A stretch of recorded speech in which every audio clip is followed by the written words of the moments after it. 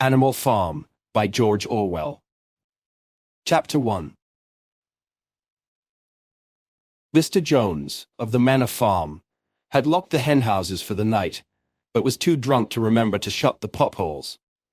With the ring of light from his lantern dancing from side to side, he lurched across the yard, kicked off his boots at the back door, drew himself a last glass of beer from the barrel in the scullery, and made his way up to bed, where Mrs. Jones was already snoring. As soon as the light in the bedroom went out, there was a stirring and a fluttering all through the farm buildings. Word had gone round during the day that old Major, the prize middle white boar, had had a strange dream on the previous night, and wished to communicate it to the other animals. It had been agreed that they should all meet in the big barn as soon as Mr. Jones was safely out of the way. Old Major, so he was always called, though the name under which he had been exhibited was Willingdon Beauty, was so highly regarded on the farm that everyone was quite ready to lose an hour's sleep in order to hear what he had to say. At one end of the big barn, on a sort of raised platform, Major was already ensconced on his bed of straw, under a lantern which hung from a beam. He was 12 years old, and had lately grown rather stout, but he was still a majestic-looking pig, with a wise and benevolent appearance in spite of the fact that his tushes had never been cut. Before long the other animals began to arrive and make themselves comfortable after their different fashions. First came the 3 dogs, Bluebell, Jessie, and Pincher, and then the pigs, who settled down in the straw immediately in front of the platform. The hens perched themselves on the window-sills, the pigeons fluttered up to the rafters, the sheep and cows lay down behind the pigs and began to chew the cud. The 2 cart horses, Boxer and Clover, came in together, walking very slowly and setting down their vast, hairy hooves with great care, lest there should be some small animal concealed in the straw. Clover was a stout, motherly mare approaching middle life, who had never quite got her figure back after her 4th foal. Boxer was an enormous beast, nearly 18 hands high, and as strong as any 2 ordinary horses put together. A white stripe down his nose gave him a somewhat stupid appearance, and in fact he was not of first-rate intelligence, but he was universally respected for his steadiness of character and tremendous powers of work. After the horses came Muriel, the white goat, and Benjamin the donkey. Benjamin was the oldest animal on the farm, and the worst-tempered. He seldom talked, and when he did, it was usually to make some cynical remark. For instance, he would say that God had given him a tail to keep the flies off, but that he would sooner have had no tail and no flies. Alone among the animals on the farm, he never laughed. If asked why, he would say that he saw nothing to laugh at. Nevertheless, without openly admitting it, he was devoted to Boxer. The 2 of them usually spent their Sundays together in the small paddock beyond the orchard, grazing side by side and never speaking. The 2 horses had just lain down when a brood of ducklings, which had lost their mother, filed into the barn, cheeping feebly and wandering from side to side to find some place where they would not be trodden on. Clover made a sort of wall round them with her great foreleg, and the ducklings nestled down inside it and promptly fell asleep. At the last moment Molly, the foolish, pretty white mare who drew Mr. Jones's trap, came mincing daintily in, chewing at a lump of sugar. She took a place near the front and began flirting her white mane, hoping to draw attention to the red ribbons it was plaited with. Last of all came the cat, who looked round, as usual, for the warmest place, and finally squeezed herself in between Boxer and Clover. There she purred contentedly throughout Major's speech, without listening to a word of what he was saying. All the animals were now present, except Moses, the tame raven, who slept on a perch behind the back door. When Major saw that they had all made themselves comfortable and were waiting attentively, he cleared his throat and began. "Comrades, you have heard already about the strange dream that I had last night, but I will come to the dream later. I have something else to say first. I do not think, comrades, that I shall be with you for many months longer, and before I die, I feel it my duty to pass on to you such wisdom as I have acquired. I've had a long life. I have had much time for thought as I lay alone in my stall, and I think I may say that I understand the nature of life on this earth as well as any animal now living. It is about this that I wish to speak to you. Now, comrades, what is the nature of this life of ours? Let us face it. Our lives are miserable, laborious, and short. We are born, we are given just so much food as will keep the breath in our bodies, and those of us who are capable of it are forced to work to the last atom of our strength. And the very instant that our usefulness has come to an end, we are slaughtered with hideous cruelty. No animal in England knows the meaning of happiness or leisure after he is a year old. No animal in England is free. The life of an animal is misery and slavery. That is the plain truth. But is this simply part of the order of nature? Is it because this land of ours is so poor that it cannot afford a decent life to those who dwell upon it? No, comrades, 1,000 times no. The soil of England is fertile, its climate is good. It is capable of affording food in abundance to an enormously greater number of animals than now inhabit it. This single farm of ours would support a dozen horses, 20 cows, hundreds of sheep, and all of them living in a comfort and a dignity that are now almost beyond our imagining. Why then do we continue in this miserable condition? Because nearly the whole of the produce of our labor is stolen from us by human beings. There, comrades, is the answer to all our problems. It is summed up in a single word: man. Man is the only real enemy we have. Remove man from the scene, and the root cause of hunger and overwork is abolished forever. Man is the only creature that consumes without producing. He does not give milk, he does not lay eggs, he is too weak to pull the plow, he cannot run fast enough to catch rabbits. Yet he is lord of all the animals. He sets them to work, he gives back to them the bare minimum that will prevent them from starving, and the rest he keeps for himself.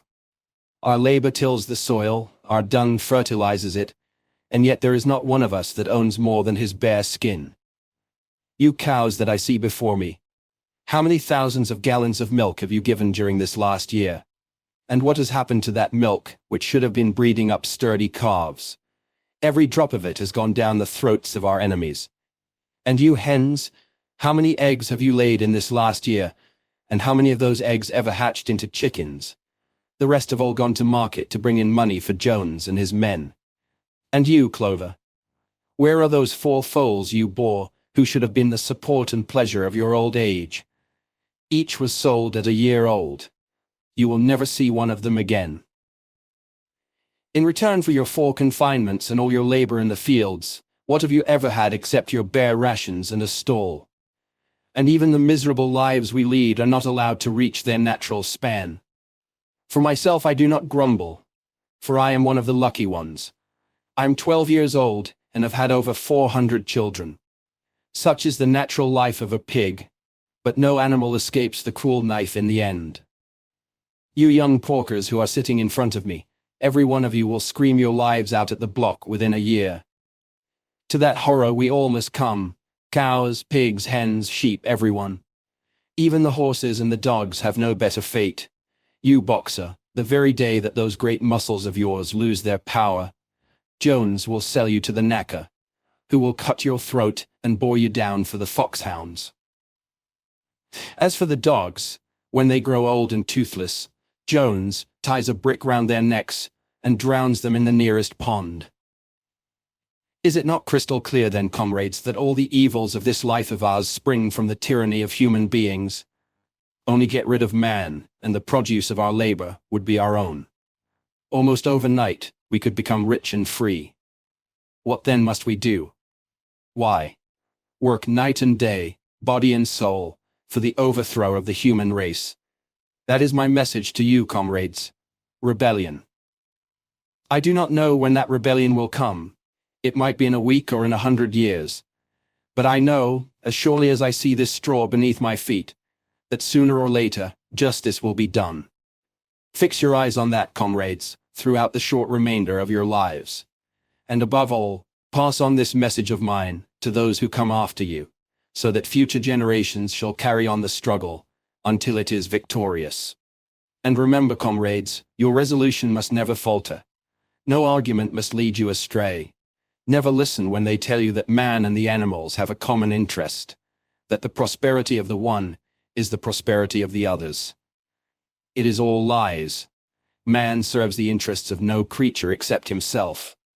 And among us animals let there be perfect unity, perfect comradeship in the struggle. All men are enemies. All animals are comrades. At this moment, there was a tremendous uproar. While Major was speaking, 4 large rats had crept out of their holes and were sitting on their hindquarters, listening to him. The dogs had suddenly caught sight of them, and it was only by a swift dash for their holes that the rats saved their lives.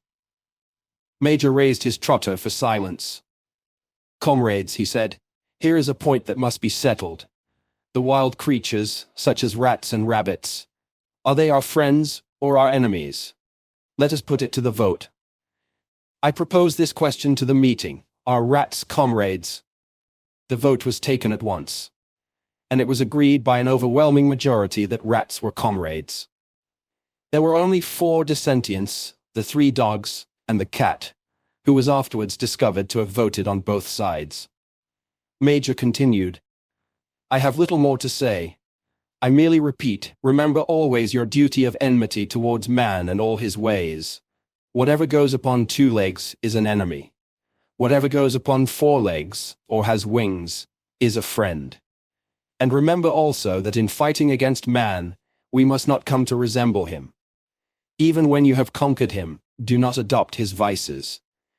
No animal must ever live in a house, or sleep in a bed, or wear clothes, or drink alcohol, or smoke tobacco, or touch money, or engage in trade. All the habits of man are evil. And above all, no animal must ever tyrannize over his own kind. Weak or strong, clever or simple, we are all brothers. No animal must ever kill any other animal. All animals are equal. And now, comrades, I will tell you about my dream of last night. I cannot describe that dream to you. It was a dream of the earth as it will be when man has vanished. But it reminded me of something that I'd long forgotten. Many years ago, when I was a little pig, my mother and the other sows used to sing an old song of which they knew only the tune and the first 3 words. I had known that tune in my infancy, but it had long since passed out of my mind. Last night, however, it came back to me in my dream. And what is more, the words of the song also came back, words, I am certain, which were sung by the animals of long ago and have been lost to memory for generations. I will sing you that song now, comrades. I am old, and my voice is hoarse. But when I have taught you the tune, you can sing it better for yourselves. It is called Beasts of England. Old Major cleared his throat and began to sing. As he had said, his voice was hoarse, but he sang well enough, and it was a stirring tune, something between Clementine and La Cucaracha. The words ran, "Beasts of England, beasts of Ireland, beasts of every land and clime, hearken to my joyful tidings of the golden future time. Soon or late the day is coming, tyrant man shall be o'erthrown, and the fruitful fields of England shall be trod by beasts alone.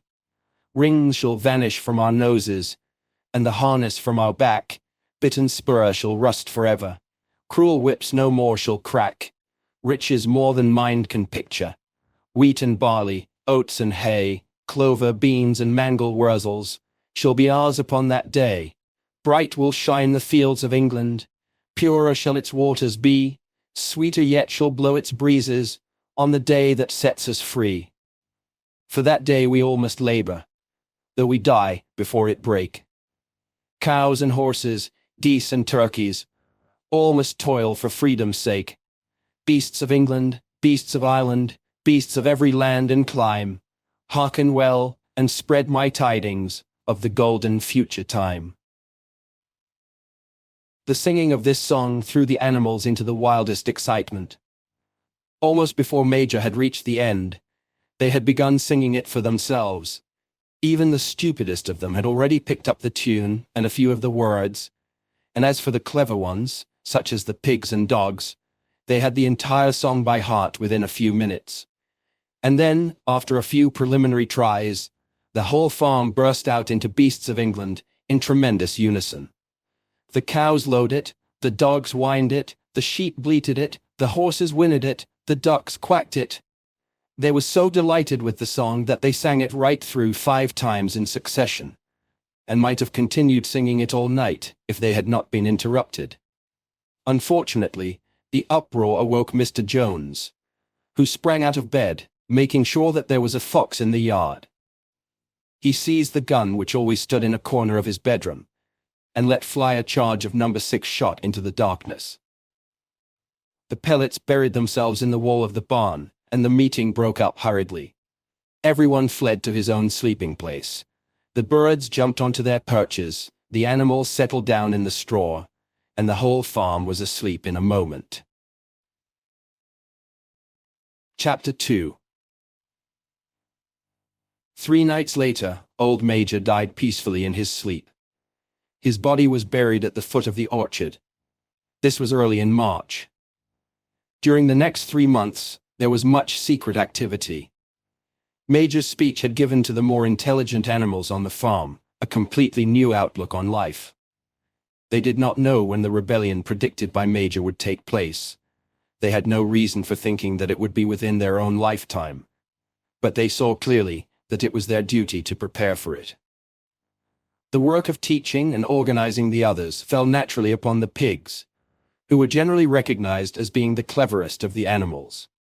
Preeminent among the pigs were 2 young boars named Snowball and Napoleon, whom Mr. Jones was breeding up for sale.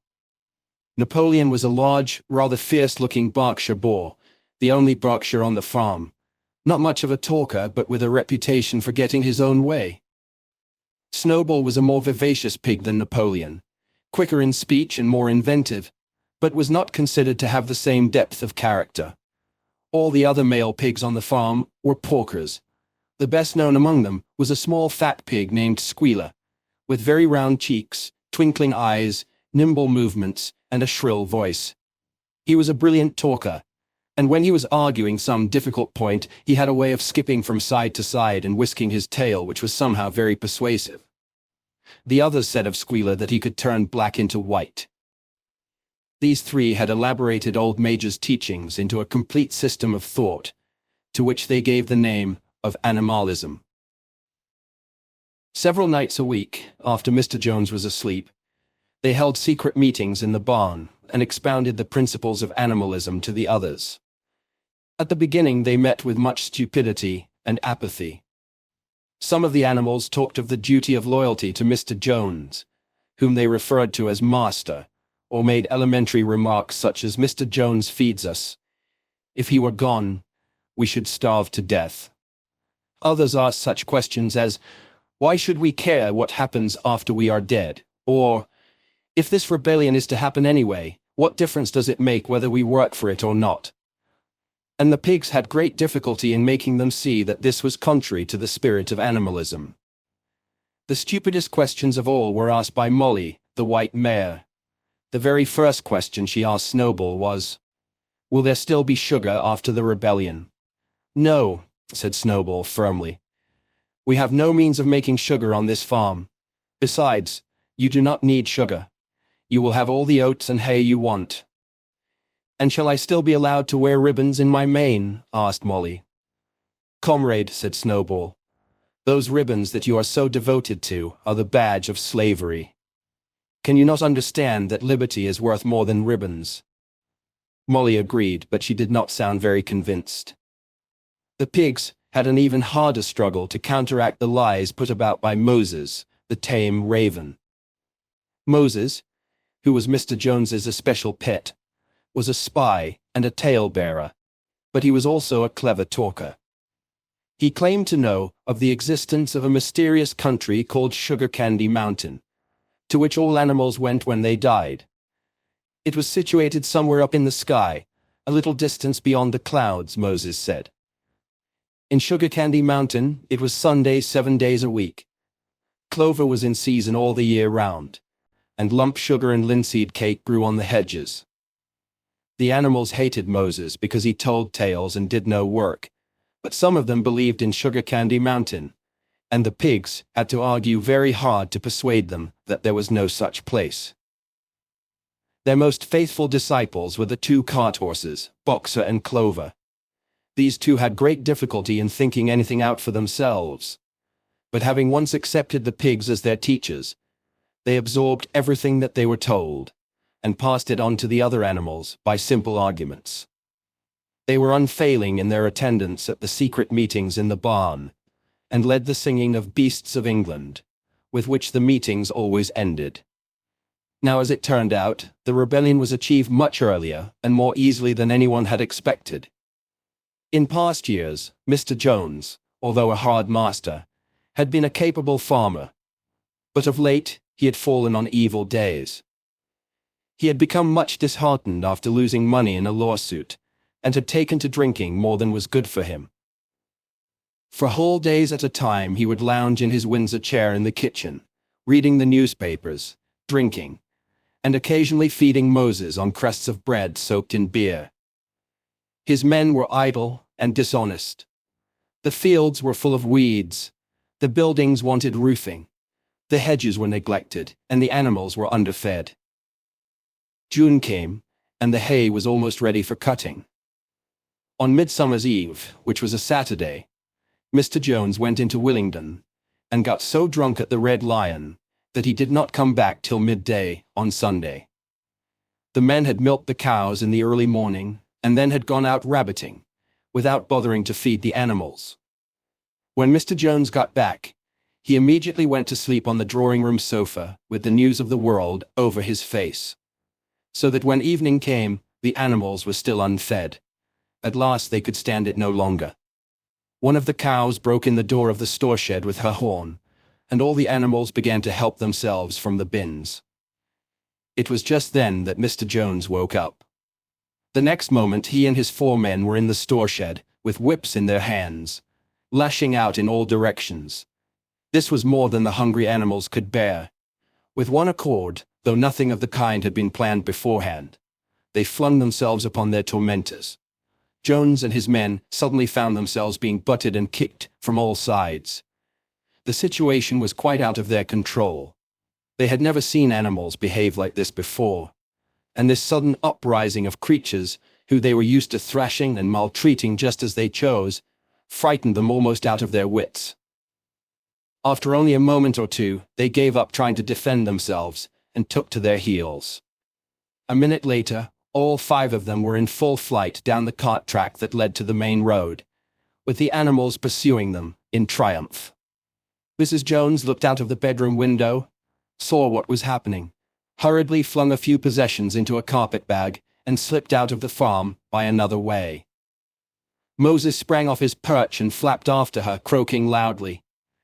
Meanwhile, the animals had chased Jones and his men out onto the road and slammed the 5-barred gate behind them. And so, almost before they knew what was happening, the rebellion had been successfully carried through. Jones was expelled, and the manor farm was theirs. For the first few minutes, the animals could hardly believe in their good fortune. Their first act was to gallop in a body right round the boundaries of the farm, as though to make quite sure that no human being was hiding anywhere upon it. Then they raced back to the farm buildings to wipe out the last traces of Jones's hated reign. The harness room at the end of the stables was broken open. The bits, the nose rings, the dog chains, the cruel knives with which Mr. Jones had been used to castrate the pigs and lambs were all flung down the well. The reins, the halters, the blinkers, the degrading nose bags were thrown onto the rubbish fire which was burning in the yard. So were the whips. All the animals capered with joy when they saw the whips going up in flames. Snowball also threw onto the fire the ribbons with which the horses' manes and tails had usually been decorated on market days. Ribbons, he said, should be considered as clothes, which are the mark of a human being. All animals should go naked.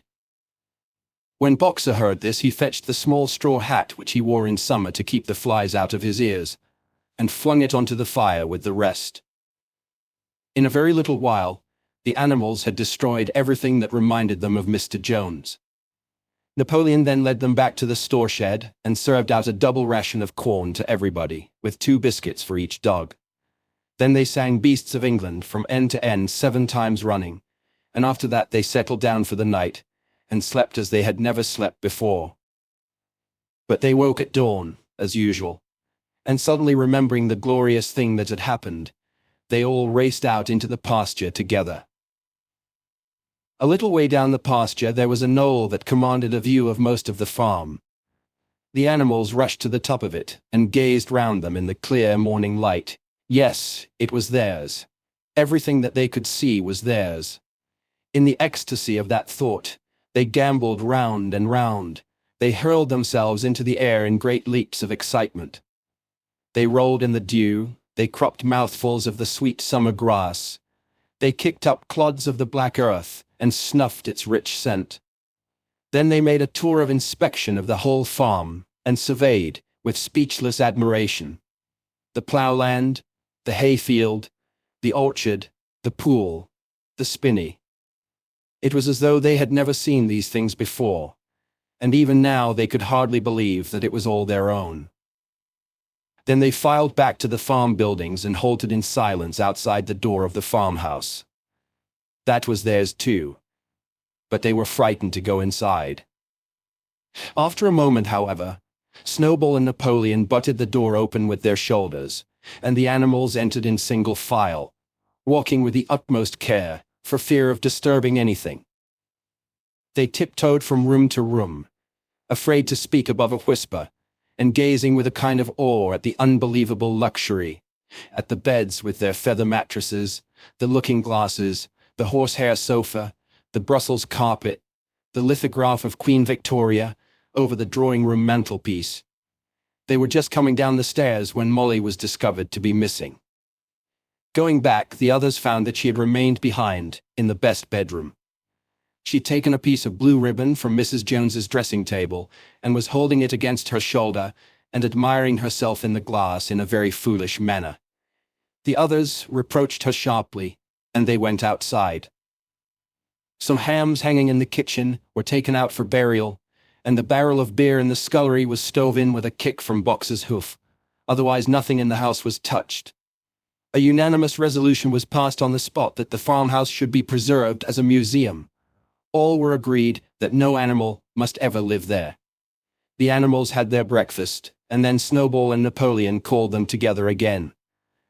"Comrades," said Snowball, "it is 6:30, and we have a long day before us. Today we begin the hay harvest. But there is another matter that must be attended to first." The pigs now revealed that during the past 3 months they had taught themselves to read and write from an old spelling book which had belonged to Mr. Jones's children, and which had been thrown on the rubbish heap. Napoleon sent for pots of black and white paint, and led the way down to the 5-barred gate that gave on to the main road. Then Snowball, for it was Snowball who was best at writing, took a brush between the 2 knuckles of his trotter, painted out Manor Farm from the top bar of the gate, and in its place painted Animal Farm. This was to be the name of the farm from now onwards. After this they went back to the farm buildings, where Snowball and Napoleon sent for a ladder which they caused to be set against the end wall of the big barn. They explained that by their studies of the past 3 months, the pigs had succeeded in reducing the principles of animalism to 7 commandments. These 7 commandments would now be inscribed on the wall. They would form an unalterable law by which all the animals on Animal Farm must live forever after. With some difficulty, for it is not easy for a pig to balance himself on a ladder, Snowball climbed up and set to work, with Squealer a few rungs below him, holding the paint pot. The commandments were written on the tarred wall in great white letters that could be read 30 yards away. They ran thus. The 7 commandments. 1. Whatever goes upon 2 legs is an enemy. 2. Whatever goes upon 4 legs or has wings is a friend. 3. No animal shall wear clothes. 4. No animal shall sleep in a bed. 5. No animal shall drink alcohol. 6. No animal shall kill any other animal. 7. All animals are equal. It was very neatly written, and except that friend was written friend, and one of the S was the wrong way round, The spelling was correct all the way through. Snowball read it aloud for the benefit of the others. All the animals nodded in complete agreement, and the cleverer ones at once began to learn the commandments by heart.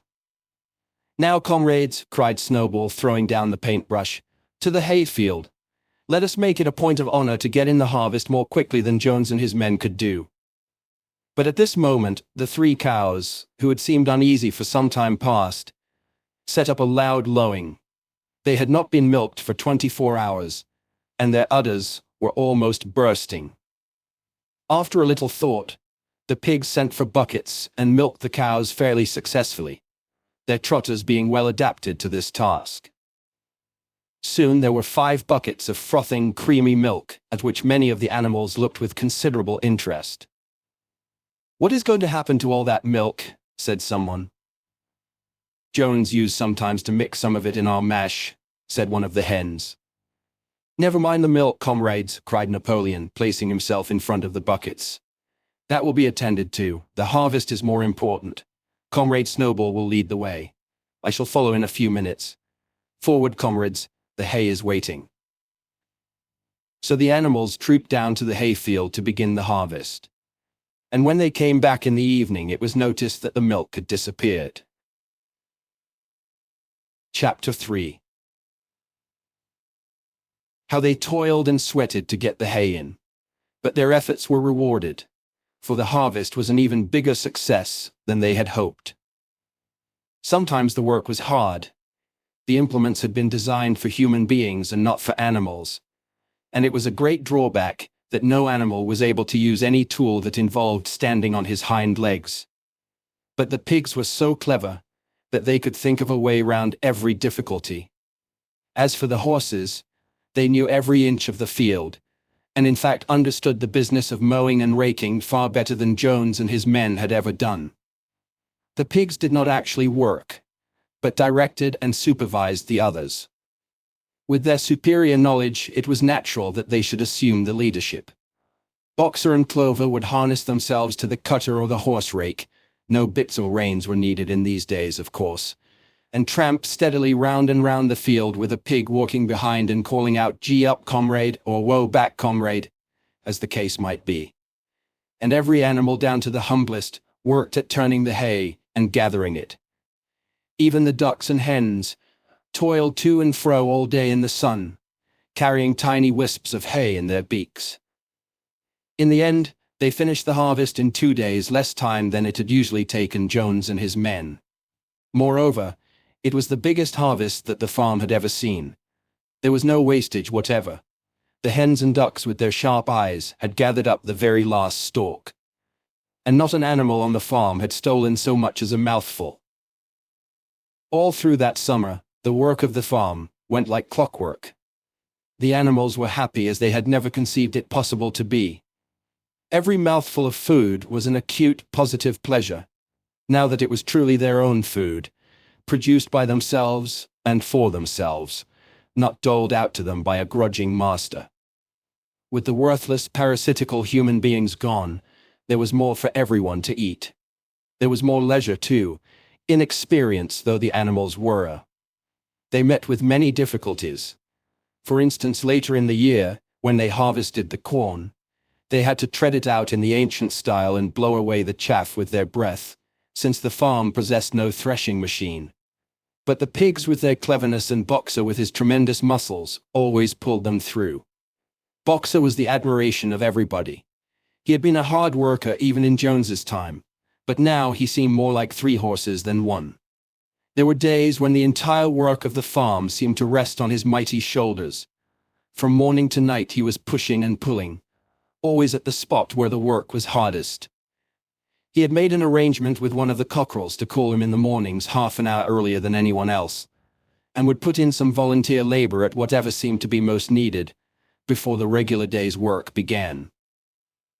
His answer to every problem, every setback was, "I will work harder," which he had adopted as his personal motto. But everyone worked according to his capacity. The hens and ducks, for instance, saved 5 bushels of corn at the harvest by gathering up the stray grains. Nobody stole. Nobody grumbled over his rations. The quarreling and biting and jealousy which had been normal features of life in the old days had almost disappeared. Nobody shirked, or almost nobody.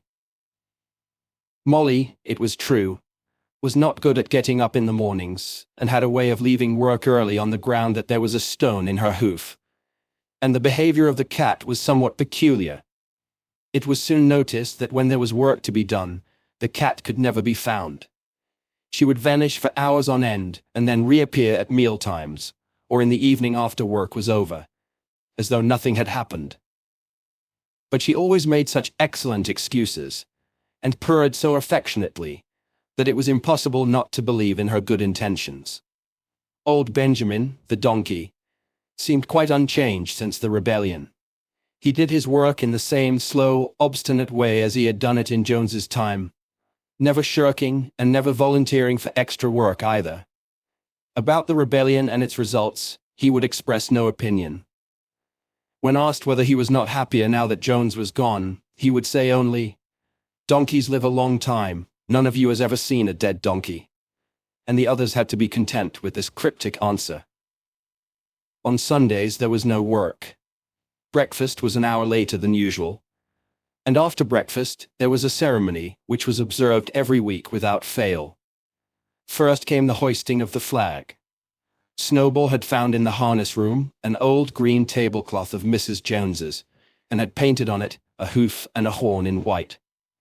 This was run up the flagstaff in the farmhouse garden every Sunday morning. The flag was green, Snowball explained, to represent the green fields of England, while the hoof and horn signified the future republic of the animals, which would arise when the human race had been finally overthrown. After the hoisting of the flag, all the animals trooped into the big barn for a general assembly, which was known as the meeting. Here the work of the coming week was planned out and resolutions were put forward and debated. It was always the pigs who put forward the resolutions. The other animals understood how to vote, but could never think of any resolutions of their own. Snowball and Napoleon were by far the most active in the debates, but it was noticed that these two were never in agreement. Whatever suggestion either of them made, the other could be counted on to oppose it. Even when it was resolved, a thing no one could object to in itself, to set aside the small paddock behind the orchard as a home of rest for animals who were past work, there was a stormy debate over the correct retiring age for each class of animal. The meeting always ended with the singing of Beasts of England, and the afternoon was given up to recreation. The pigs had set aside the harness room as a headquarters for themselves. Here, in the evenings, they studied blacksmithing, carpentering, and other necessary arts from books which they had brought out of the farmhouse. Snowball also busied himself with organizing the other animals into what he called animal committees. He was indefatigable at this. He formed the Egg Production Committee for the hens, the Clean Tails League for the cows, the Wild Comrades Re-Education Committee. The object of this was to tame the rats and rabbits, the Whiter Wool Movement for the sheep, and various others, besides instituting classes in reading and writing. On the whole, these projects were a failure. The attempt to tame the wild creatures, for instance, broke down almost immediately. They continued to behave very much as before, and when treated with generosity, simply took advantage of it. The cat joined the Re-Education Committee and was very active in it for some days. She was seen one day sitting on a roof and talking to some sparrows who were just out of her reach. She was telling them that all animals were now comrades, and that any sparrow who chose could come and perch on her paw. But the sparrows kept their distance. The reading and writing classes, however, were a great success. By the autumn, almost every animal on the farm was literate in some degree. As for the pigs, they could already read and write perfectly. The dogs learned to read fairly well, but were not interested in reading anything except the 7 Commandments. Muriel, the goat, could read somewhat better than the dogs, and sometimes used to read to the others in the evenings from scraps of newspaper which she found on the rubbish heap. Benjamin could read as well as any pig, but never exercised his faculty. So far as he knew, he said, there was nothing worth reading. Clover learnt the whole alphabet, but could not put words together. Boxer could not get beyond the letter D, to refresh his memory. Molly refused to learn any but the 6 letters which spelled her own name. She would form these very neatly out of pieces of twig, and would then decorate them with a flower or two and walk round them admiring them. None of the other animals on the farm could get further than the letter A. It was also found that the stupider animals, such as the sheep, hens, and ducks, were unable to learn the 7 commandments by heart.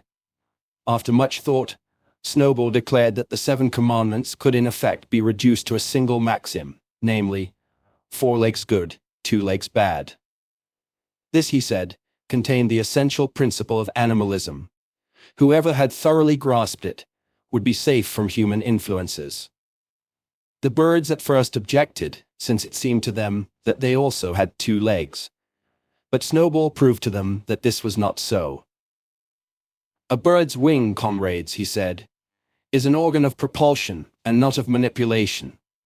It should therefore be regarded as a leg.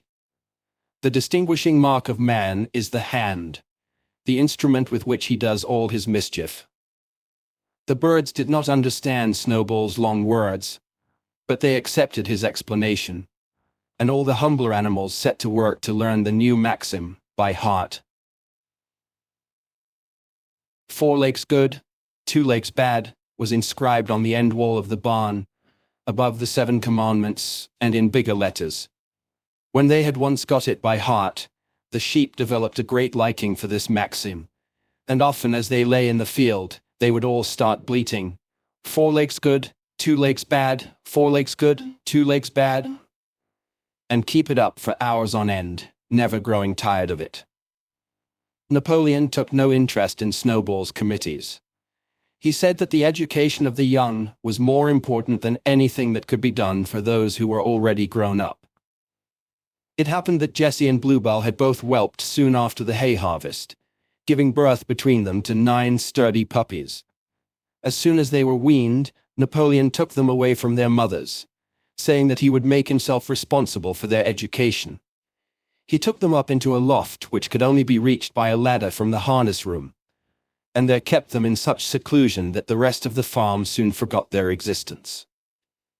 The mystery of where the milk went to was soon cleared up. It was mixed every day into the pig's mash.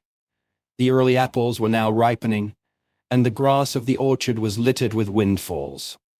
The animals had assumed as a matter of course that these would be shared out equally. One day, however, the order went forth that all the windfalls were to be collected and brought to the harness room for the use of the pigs. At this, some of the other animals murmured, but it was no use. All the pigs were in full agreement on this point, even Snowball and Napoleon. Squealer was sent to make the necessary explanations to the others. "Comrades," he cried, "you do not imagine, I hope, that we pigs are doing this in a spirit of selfishness and privilege. Many of us actually dislike milk and apples. I dislike them myself. Our sole object in taking these things is to preserve our health. Milk and apples, this has been proved by science, comrades, contain substances absolutely necessary to the well-being of a pig. We pigs are brain workers. The whole management and organization of this farm depend on us. Day and night, we are watching over your welfare. It is for your sake that we drink that milk and eat those apples. Do you know what would happen if we pigs failed in our duty? Jones would come back. Yes, Jones would come back. Surely, comrades," cried Squealer, almost pleadingly, skipping from side to side and whisking his tail. "Surely there is no one among you who wants to see Jones come back." Now, if there was one thing that the animals were completely certain of, it was that they did not want Jones back. When it was put to them in this light, they had no more to say. The importance of keeping the pigs in good health was all too obvious. So it was agreed without further argument that the milk and the windfall apples, and also the main crop of apples when they ripened, should be reserved for the pigs alone. Chapter 4. By the late summer, the news of what had happened on Animal Farm had spread across half the county. Every day, Snowball and Napoleon sent out flights of pigeons, whose instructions were to mingle with the animals on neighboring farms, tell them the story of the rebellion, and teach them the tune of Beasts of England. Most of this time, Mr. Jones had spent sitting in the tap room of the Red Lion at Willingdon, complaining to anyone who would listen of the monstrous injustice he had suffered in being turned out of his property by a pack of good-for-nothing animals. The other farmers sympathized in principle, but they did not at first give him much help. At heart, each of them was secretly wondering whether he could not somehow turn Jones's misfortune to his own advantage. It was lucky that the owners of the two farms which adjoined Animal Farm were on permanently bad terms. One of them, which was named Foxwood, was a large, neglected, old-fashioned farm, much overgrown by woodland, with all its pastures worn out and its hedges in a disgraceful condition. Its owner, Mr. Pilkington, was an easy-going gentleman farmer who spent most of his time in fishing or hunting, according to the season. The other farm, which was called Pinchfield, was smaller and better kept. Its owner was a Mr. Frederick, a tough, shrewd man, perpetually involved in lawsuits, and with a name for driving hard bargains. These two disliked each other so much that it was difficult for them to come to any agreement, even in defense of their own interests. Nevertheless, they were both thoroughly frightened by the rebellion on Animal Farm, and very anxious to prevent their own animals from learning too much about it. At first they pretended to laugh to scorn the idea of animals managing a farm for themselves. The whole thing would be over in a fortnight, they said. They put it about that the animals on the Manor Farm, they insisted on calling it the Manor Farm, they would not tolerate the name Animal Farm, were perpetually fighting among themselves, and were also rapidly starving to death. When time passed and the animals had evidently not starved to death, Frederick and Pilkington changed their tune and began to talk of the terrible wickedness that now flourished on Animal Farm. It was given out that the animals there practiced cannibalism, tortured one another with red-hot horseshoes, and had their females in common. This was what came of rebelling against the laws of nature, Frederick and Pilkington said. However, these stories were never fully believed. Rumors of a wonderful farm, where the human beings had been turned out and the animals managed their own affairs, continued to circulate in vague and distorted forms, and throughout that year a wave of rebelliousness ran through the countryside. Bulls, which had always been tractable, suddenly turned savage. Sheep broke down hedges and devoured the clover.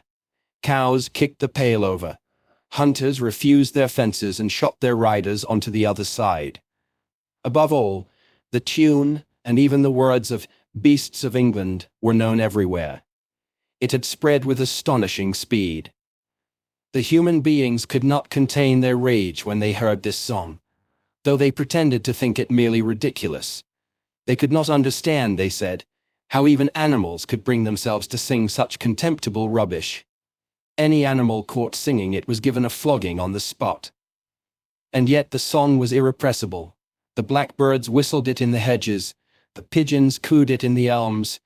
It got into the din of the smithies and the tune of the church bells, and when the human beings listened to it, they secretly trembled, hearing in it a prophecy of their future doom. Early in October, when the corn was cut and stacked and some of it was already threshed, a flight of pigeons came whirling through the air and alighted in the yard of Animal Farm in the wildest excitement. Jones and all his men, with half a dozen others from Foxwood and Pinchfield, had entered the 5-barred gate and were coming up the cart track that led to the farm. They were all carrying sticks, except Jones, who was marching ahead with a gun in his hands. Obviously, they were going to attempt the recapture of the farm. This had long been expected, and all preparations had been made. Snowball, who had studied an old book of Julius Caesar's campaigns which he had found in the farmhouse, was in charge of the defensive operations. He gave his orders quickly, and in a couple of minutes every animal was at his post. As the human beings approached the farm buildings, Snowball launched his first attack. All the pigeons, to the number of 35, flew to and fro over the men's heads and muted upon them from mid-air. And while the men were dealing with this, the geese, who had been hiding behind the hedge, rushed out and pecked viciously at the calves of their legs. However, this was only a light skirmishing maneuver. intended to create a little disorder, and the men easily drove the geese off with their sticks. Snowball now launched his second line of attack. Muriel, Benjamin, and all the sheep, with Snowball at the head of them, rushed forward and prodded and butted the men from every side, while Benjamin turned around and lashed at them with his small hooves. But once again the men, with their sticks and their hobnailed boots, were too strong for them, and suddenly, at a squeal from Snowball, which was the signal for retreat, all the animals turned and fled through the gateway into the yard. The men gave a shout of triumph. They saw, as they imagined, their enemies in flight, and they rushed after them in disorder. This was just what Snowball had intended. As soon as they were well inside the yard, the 3 horses, the 3 cows, and the rest of the pigs, who had been lying in ambush in the cowshed, suddenly emerged in their rear, cutting them off. Snowball now gave the signal for the charge. He himself dashed straight for Jones. Jones saw him coming, raised his gun and fired. The pellets scored bloody streaks along Snowball's back, and a sheep dropped dead. Without halting for an instant, Snowball flung his 15-stone against Jones's legs. Jones was hurled into a pile of dung, and his gun flew out of his hands. But the most terrifying spectacle of all was Boxer, rearing up on his hind legs and striking out with his great iron-shod hoofs like a stallion. His very first blow took a stable lad from Foxwood on the skull, and stretched him lifeless in the mud. At the sight, several men dropped their sticks and tried to run. Panic overtook them, and the next moment all the animals together were chasing them round and round the yard. They were gored, kicked, bitten, trampled on. There was not an animal on the farm that did not take vengeance on them after his own fashion. Even the cat suddenly leapt off a roof onto a cowman's shoulders and sank her claws in his neck, at which he yelled horribly. At a moment when the opening was clear, the men were glad enough to rush out of the yard and make a bolt for the main road. And so within 5 minutes of their invasion, they were in ignominious retreat by the same way as they had come, with a flock of geese hissing after them and pecking at their calves all the way. All the men were gone except one. Back in the yard, Boxer was pawing with his hoof at the stable lad who lay face down in the mud, trying to turn him over. The boy did not stir. "He is dead," said Boxer sorrowfully. "I had no intention of doing that. I forgot that I was wearing iron shoes. Who will believe that I did not do this on purpose?" "No sentimentality, comrade," cried Snowball, from whose wounds the blood was still dripping. "War is war. The only good human being is a dead one. I have no wish to take life, not even human life," repeated Boxer, and his eyes were full of tears. "Where is Molly?" exclaimed somebody. Molly, in fact, was missing. For a moment there was great alarm. It was feared that the men might have harmed her in some way, or even carried her off with them. In the end, however, she was found hiding in her stall with her head buried among the hay in the manger. She had taken to flight as soon as the gun went off, and when the others came back from looking for her, it was to find that the stable lad, who in fact was only stunned, had already recovered and made off. The animals had now reassembled in the wildest excitement, each recounting his own exploits in the battle at the top of his voice. An impromptu celebration of the victory was held immediately. The flag was run up and Beasts of England was sung a number of times. Then the sheep who had been killed was given a solemn funeral, a hawthorn bush being planted on her grave. At the graveside, Snowball made a little speech, emphasizing the need for all animals to be ready to die for Animal Farm if need be. The animals decided unanimously to create a military decoration, Animal Hero First Class, which was conferred there and then on Snowball and Boxer. It consisted of a brass medal. They were really some old horse brasses which had been found in the harness room, to be worn on Sundays and holidays. There was also Animal Hero Second Class, which was conferred posthumously on the dead sheep. There was much discussion as to what the battle should be called. In the end, it was named the Battle of the Cowshed, since that was where the ambush had been sprung. Mr. Jones's gun had been found lying in the mud, and it was known that there was a supply of cartridges in the farmhouse. It was decided to set the gun up at the foot of the flagstaff, like a piece of artillery, and to fire it twice a year, once on October the 12th, the anniversary of the Battle of the Cowshed, and once on Midsummer Day, the anniversary of the rebellion. Chapter 5. As winter drew on, Molly became more and more troublesome. She was late for work every morning, and excused herself by saying that she had overslept, and she complained of mysterious pains, although her appetite was excellent. On every kind of pretext she would run away from work and go to the drinking pool, where she would stand foolishly gazing at her own reflection in the water. But there were also rumors of something more serious. One day, as Molly strolled blithely into the yard, flirting her long tail and chewing at a stalk of hay, Clover took her aside. "Molly," she said, "I have something very serious to say to you. This morning I saw you looking over the hedge that divides Animal Farm from Foxwood. One of Mr. Pilkington's men was standing on the other side of the hedge. And I was a long way away, but I'm almost certain I saw this. He was talking to you, and you were allowing him to stroke your nose." "What does that mean, Molly?" "He didn't. I wasn't. It isn't true," cried Molly, beginning to prance about and paw the ground. "Molly, look me in the face. Do you give me your word of honor that that man was not stroking your nose?" "It isn't true," repeated Molly, but she could not look Clover in the face, and the next moment she took to her heels and galloped away into the field. A thought struck Clover. Without saying anything to the others, she went to Molly's stall and turned over the straw with her hoof. Hidden under the straw was a little pile of lump sugar and several bunches of ribbon of different colors. 3 days later, Molly disappeared.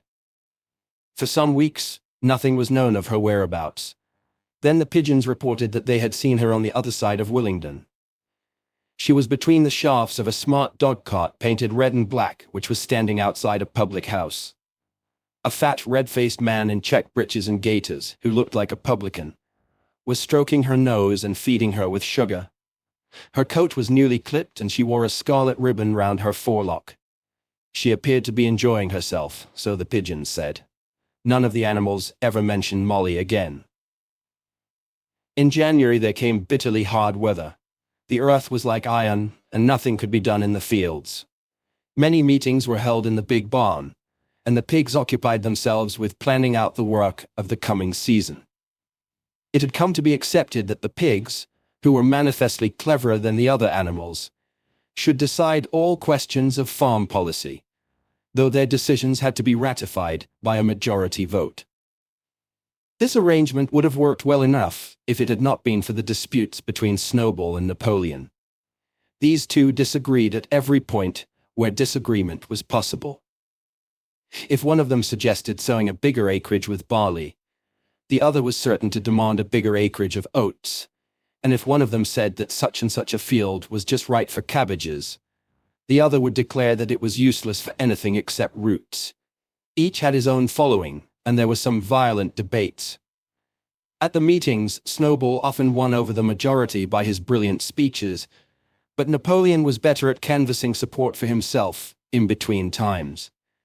He was especially successful with the sheep. Of late, the sheep had taken to bleating, 4 legs good, 2 legs bad, both in and out of season, and they often interrupted the meeting with this. It was noticed that they were especially liable to break into 4 legs good, 2 legs bad at crucial moments in Snowball's speeches. Snowball had made a close study of some back numbers of the Farmer and Stock Breeder, which he had found in the farmhouse, and was full of plans for innovations and improvements. He talked learnedly about field drains, silage, and basic slag, and had worked out a complicated scheme for all the animals to drop their dung directly in the fields, at a different spot every day, to save the labor of cartage. Napoleon produced no schemes of his own, but said quietly that Snowball's would come to nothing, and seemed to be biding his time. But of all their controversies, none was so bitter as the one that took place over the windmill. In the long pasture, not far from the farm buildings, there was a small knoll, which was the highest point on the farm. After surveying the ground, Snowball declared that this was just the place for a windmill, which could be made to operate a dynamo and supply the farm with electrical power. This would light the stalls and warm them in winter, and would also run a circular saw, a chaff cutter, a manual slicer, and an electric milking machine. The animals had never heard of anything of this kind before, for the farm was an old-fashioned one and had only the most primitive machinery. And they listened in astonishment while Snowball conjured up pictures of fantastic machines which would do their work for them while they grazed at their ease in the fields, or improved their minds with reading and conversation. Within a few weeks, Snowball's plans for the windmill were fully worked out. The mechanical details came mostly from 3 books, which had belonged to Mr. Jones. 1,000 Useful Things to Do About the House, Every Man His Own Bricklayer, and Electricity for Beginners. Snowball used as his study a shed which had once been used for incubators and had a smooth wooden floor suitable for drawing on. He was closeted there for hours at a time, with his books held open by a stone, and with a piece of chalk gripped between the knuckles of his trotter. He would move rapidly to and fro, drawing in line after line and uttering little whimpers of excitement. Gradually the plans grew into a complicated mass of cranks and cogwheels, covering more than half the floor, which the other animals found completely unintelligible, but very impressive. All of them came to look at Snowball's drawings at least once a day. Even the hens and ducks came, and were at pains not to tread on the chalk marks. Only Napoleon held aloof. He had declared himself against the windmill from the start. One day, however, he arrived unexpectedly to examine the plans. He walked heavily round the shed, looked closely at every detail of the plans and snuffed at them once or twice, then stood for a little while, contemplating them out of the corner of his eye. Then suddenly he lifted his leg, urinated over the plans, and walked out without uttering a word. The whole farm was deeply divided on the subject of the windmill. Snowball did not deny that to build it would be a difficult business. Stone would have to be carried and built up into walls. Then the sails would have to be made, and after that there would be need for dynamos and cables. How these were to be procured, Snowball did not say. But he maintained that it could all be done in a year. And thereafter, he declared, so much labor would be saved that the animals would only need to work 3 days a week. Napoleon, on the other hand, argued that the great need of the moment was to increase food production, and that if they wasted time on the windmill, they would all starve to death. The animals formed themselves into 2 factions under the slogan, "Vote for Snowball and the 3-day week," and "Vote for Napoleon and the full manger." Benjamin was the only animal who did not side with either faction. He refused to believe either that food would become more plentiful or that the windmill would save work. Windmill or no windmill, he said, life would go on as it had always gone on. That is, badly. Apart from the disputes over the windmill, there was the question of the defense of the farm. It was fully realized that though the human beings had been defeated in the Battle of the Cowshed, they might make another and more determined attempt to recapture the farm and reinstate Mr. Jones. They had all the more reason for doing so because the news of their defeat had spread across the countryside and made the animals on the neighboring farms more restive than ever. As usual, Snowball and Napoleon were in disagreement. According to Napoleon, what the animals must do was to procure firearms and train themselves in the use of them. According to Snowball, they must send out more and more pigeons and stir up rebellion among the animals on the other farms. The one argued that if they could not defend themselves, they were bound to be conquered. The other argued that if rebellions happened everywhere, they would have no need to defend themselves. The animals listened first to Napoleon, then to Snowball, and could not make up their minds which was right. Indeed, they always found themselves in agreement with the one who was speaking at the moment. At last the day came when Snowball's plans were completed. At the meeting on the following Sunday, The question of whether or not to begin work on the windmill was to be put to the vote. When the animals had assembled in the big barn, Snowball stood up and, though occasionally interrupted by bleating from the sheep, set forth his reasons for advocating the building of the windmill. Then Napoleon stood up to reply. He said very quietly that the windmill was nonsense and that he advised nobody to vote for it, and promptly sat down again. He had spoken for barely 30 seconds, and seemed almost indifferent as to the effect he produced. At this, Snowball sprang to his feet, and shouting down the sheep, who had begun bleating again, broke into a passionate appeal in favor of the windmill. Until now, the animals had been about equally divided in their sympathies, but in a moment, Snowball's eloquence had carried them away. In glowing sentences, he painted a picture of Animal Farm as it might be when sordid labor was lifted from the animals' backs. His imagination had now run far beyond chaff cutters and turnip slicers. Electricity, he said, could operate threshing machines, plows, harrows, rollers, and reapers and binders, besides supplying every stall with its own electric light, hot and cold water, and an electric heater. By the time he had finished speaking, there was no doubt as to which way the vote would go. But just at this moment, Napoleon stood up, and casting a peculiar sidelong look at Snowball, uttered a high-pitched whimper of a kind no one had ever heard him utter before.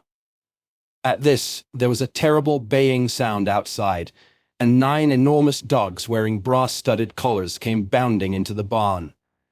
They dashed straight for Snowball, who only sprang from his place just in time to escape their snapping jaws. In a moment he was out of the door and they were after him. Too amazed and frightened to speak, all the animals crowded through the door to watch the chase. Snowball was racing across the long pasture that led to the road. He was running as only a pig can run, but the dogs were close on his heels. Suddenly, he slipped, and it seemed certain that they had him. Then he was up again, running faster than ever. Then the dogs were gaining on him again. One of them all but closed his jaws on Snowball's tail, but Snowball whisked it free just in time. Then he put on an extra spurt and with a few inches to spare, slipped through a hole in the hedge, and was seen no more. Silent and terrified, the animals crept back into the barn. In a moment, the dogs came bounding back.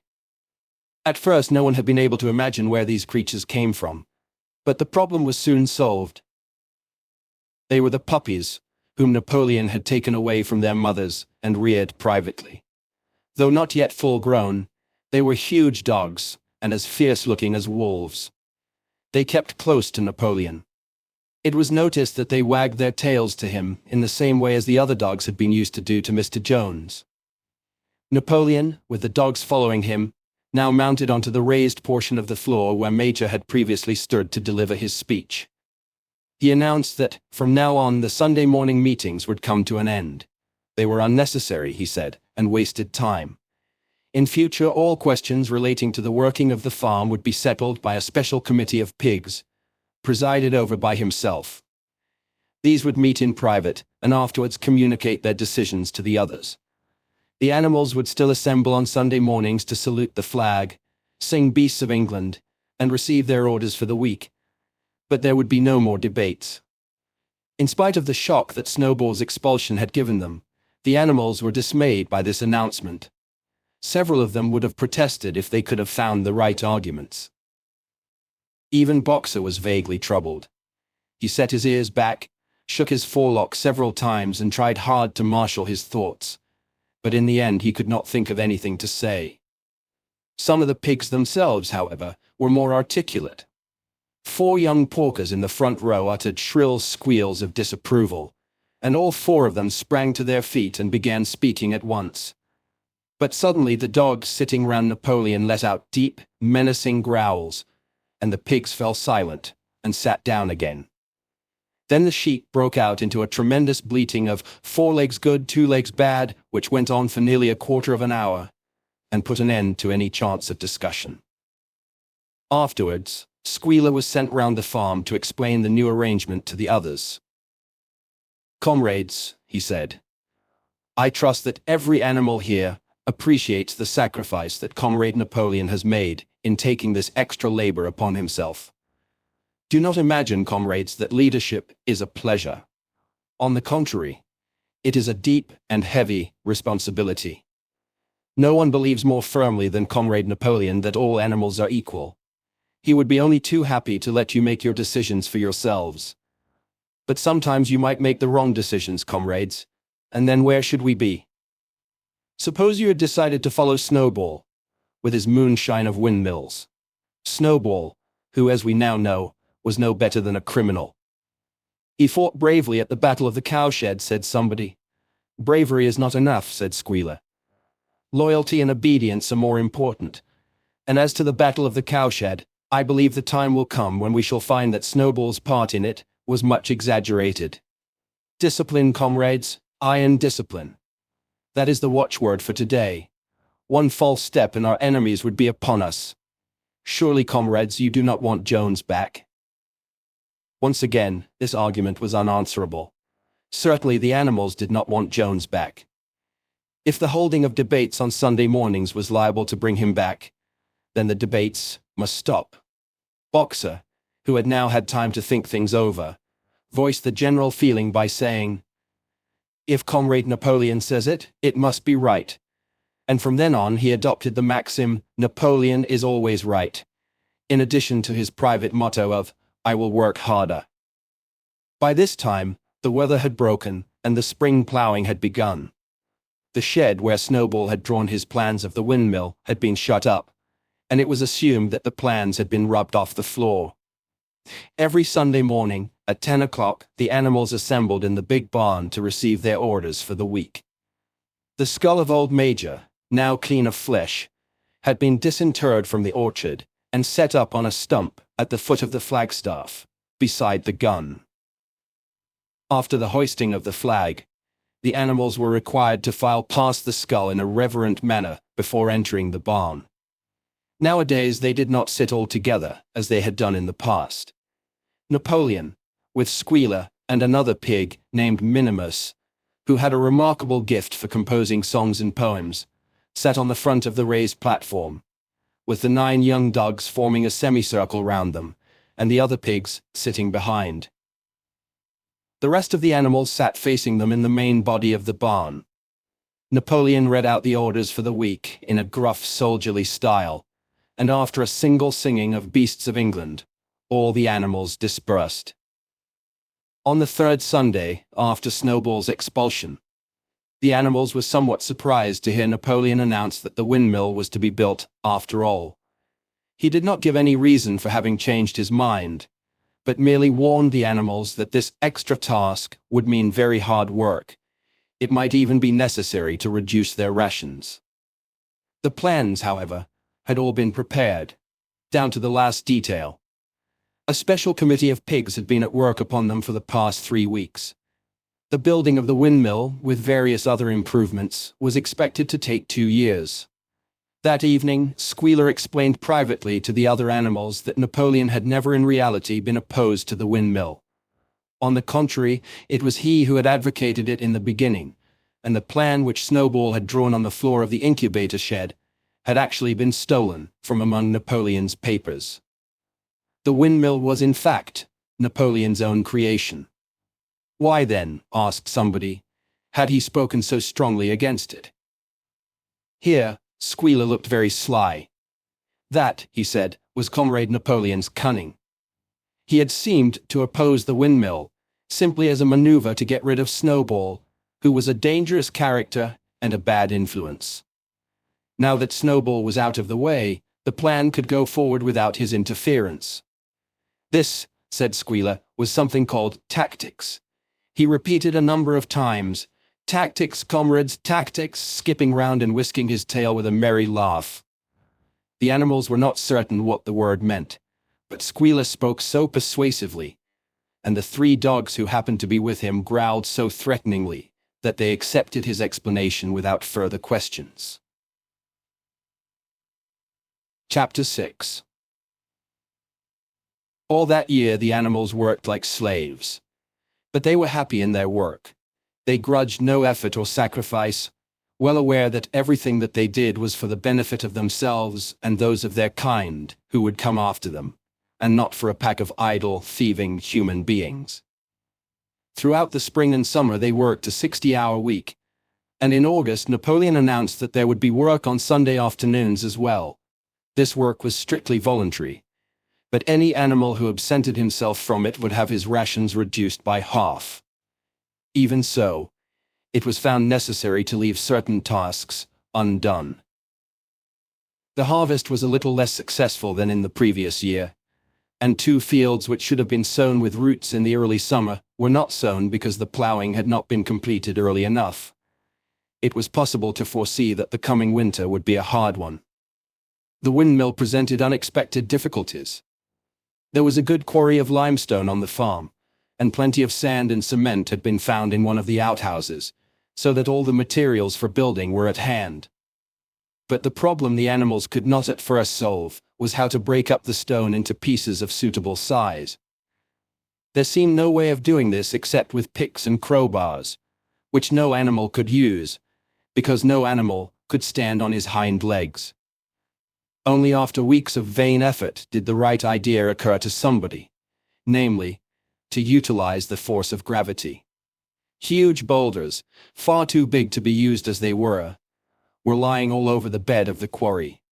The animals lashed ropes round these, and then all together, cows, horses, sheep, any animal that could lay hold of the rope, even the pigs sometimes joined in at critical moments, they dragged them with desperate slowness up the slope to the top of the quarry, where they were toppled over the edge, to shatter to pieces below.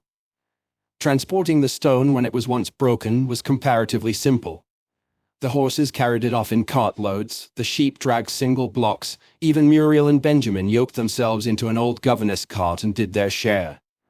By late summer, a sufficient store of stone had accumulated, and then the building began, under the superintendence of the pigs. But it was a slow, laborious process. Frequently it took a whole day of exhausting effort to drag a single boulder to the top of the quarry. And sometimes when it was pushed over the edge, it failed to break. Nothing could have been achieved without Boxer, whose strength seemed equal to that of all the rest of the animals put together. When the boulder began to slip, and the animals cried out in despair at finding themselves dragged down the hill, it was always Boxer who strained himself against the rope and brought the boulder to a stop. To see him toiling up the slope inch by inch, his breath coming fast, the tips of his hoofs clawing at the ground, and his great sides matted with sweat, filled everyone with admiration.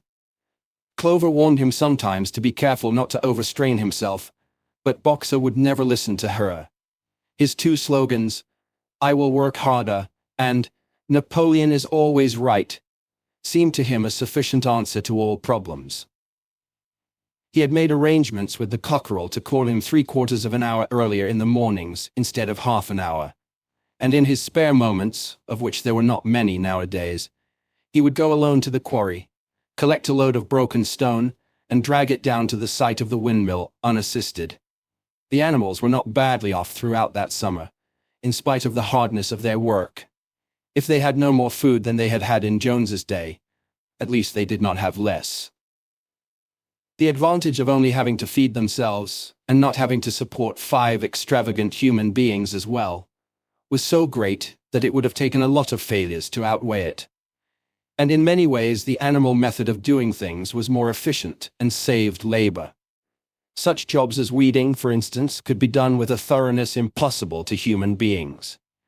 And again, since no animal now stole, it was unnecessary to fence off pasture from arable land, which saved a lot of labor on the upkeep of hedges and gates.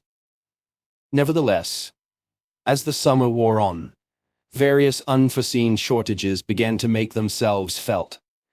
There was need of paraffin oil, nails, string, dog biscuits, and iron for the horses' shoes, none of which could be produced on the farm. Later there would also be need for seeds and artificial manures, besides various tools and finally, the machinery for the windmill. How these were to be procured, no one was able to imagine. One Sunday morning, when the animals assembled to receive their orders, Napoleon announced that he had decided upon a new policy. From now onwards, Animal Farm would engage in trade with the neighboring farms. not of course for any commercial purpose, but simply in order to obtain certain materials which were urgently necessary. The needs of the windmill must override everything else, he said. He was therefore making arrangements to sell a stack of hay and part of the current year's wheat crop, and later on, if more money were needed, it would have to be made up by the sale of eggs, for which there was always a market in Willingdon. The hens, said Napoleon, should welcome this sacrifice as their own special contribution towards the building of the windmill. Once again the animals were conscious of a vague uneasiness. Never to have any dealings with human beings, never to engage in trade, never to make use of money. Had not these been among the earliest resolutions passed at that first triumphant meeting after Jones was expelled? All the animals remembered passing such resolutions, or at least they thought that they remembered it. The 4 young pigs who had protested when Napoleon abolished the meetings raised their voices timidly, but they were promptly silenced by a tremendous growling from the dogs. Then, as usual, the sheep broke into 4 legs good, 2 legs bad, and the momentary awkwardness was smoothed over. Finally, Napoleon raised his trotter for silence and announced that he had already made all the arrangements. There would be no need for any of the animals to come in contact with human beings, which would clearly be most undesirable. He intended to take the whole burden upon his own shoulders. A Mr. Whymper, a solicitor living in Willingdon, had agreed to act as intermediary between Animal Farm and the outside world, and would visit the farm every Monday morning to receive his instructions. Napoleon ended his speech with his usual cry of "Long live Animal Farm," and after the singing of Beasts of England, the animals were dismissed. Afterwards, Squealer made a round of the farm and set the animals' minds at rest. He assured them that the resolution against engaging in trade and using money had never been passed, or even suggested. It was pure imagination, probably traceable in the beginning to lies circulated by Snowball. A few animals still felt faintly doubtful, but Squealer asked them shrewdly, "Are you certain that this is not something that you have dreamed, comrades? Have you any record of such a resolution? Is it written down anywhere?" And since it was certainly true that nothing of the kind existed in writing, the animals were satisfied that they had been mistaken. Every Monday, Mr. Whymper visited the farm, as had been arranged. He was a sly-looking little man with side whiskers, a solicitor in a very small way of business, but sharp enough to have realized earlier than anyone else that Animal Farm would need a broker, and that the commissions would be worth having. The animals watched his coming and going with a kind of dread, and avoided him as much as possible. Nevertheless, the sight of Napoleon on all fours, delivering orders to Whymper, who stood on 2 legs, roused their pride and partly reconciled them to the new arrangement. Their relations with the human race were now not quite the same as they had been before. The human beings did not hate Animal Farm any less now that it was prospering. Indeed, they hated it more than ever. Every human being held it as an article of faith that the farm would go bankrupt sooner or later, and above all, that the windmill would be a failure. They would meet in the public houses and prove to one another by means of diagrams that the windmill was bound to fall down, or that if it did stand up, then that it would never work. And yet, against their will, they had developed a certain respect for the efficiency with which the animals were managing their own affairs. One symptom of this was that they had begun to call Animal Farm by its proper name, and ceased to pretend that it was called the Manor Farm. They had also dropped their championship of Jones, who had given up hope of getting his farm back and gone to live in another part of the county. Except through Whymper, there was as yet no contact between Animal Farm and the outside world, but there were constant rumors that Napoleon was about to enter into a definite business agreement, either with Mr. Pilkington of Foxwood, or with Mr. Frederick of Pinchfield, but never, it was noticed, with both simultaneously. It was about this time that the pigs suddenly moved into the farmhouse and took up their residence there. Again the animals seemed to remember that a resolution against this had been passed in the early days, and again Squealer was able to convince them that this was not the case. It was absolutely necessary, he said, that the pigs, who were the brains of the farm, should have a quiet place to work in. It was also more suited to the dignity of the leader, for of late he had taken to speaking of Napoleon under the title of leader. To live in a house, than in a mere sty. Nevertheless, some of the animals were disturbed when they heard that the pigs not only took their meals in the kitchen, and used the drawing room as a recreation room, but also slept in the beds. Boxer passed it off as usual with, "Napoleon is always right." But Clover, who thought she remembered a definite ruling against beds, went to the end of the barn and tried to puzzle out the 7 commandments which were inscribed there. Finding herself unable to read more than individual letters, she fetched Muriel.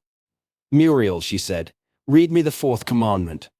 Does it not say something about never sleeping in a bed?" With some difficulty, Muriel spelt it out. "It says, 'No animal shall sleep in a bed with sheets,'" she announced, finally. Curiously enough, Clover had not remembered that the 4th commandment mentioned sheets. But as it was there on the wall, it must have done so.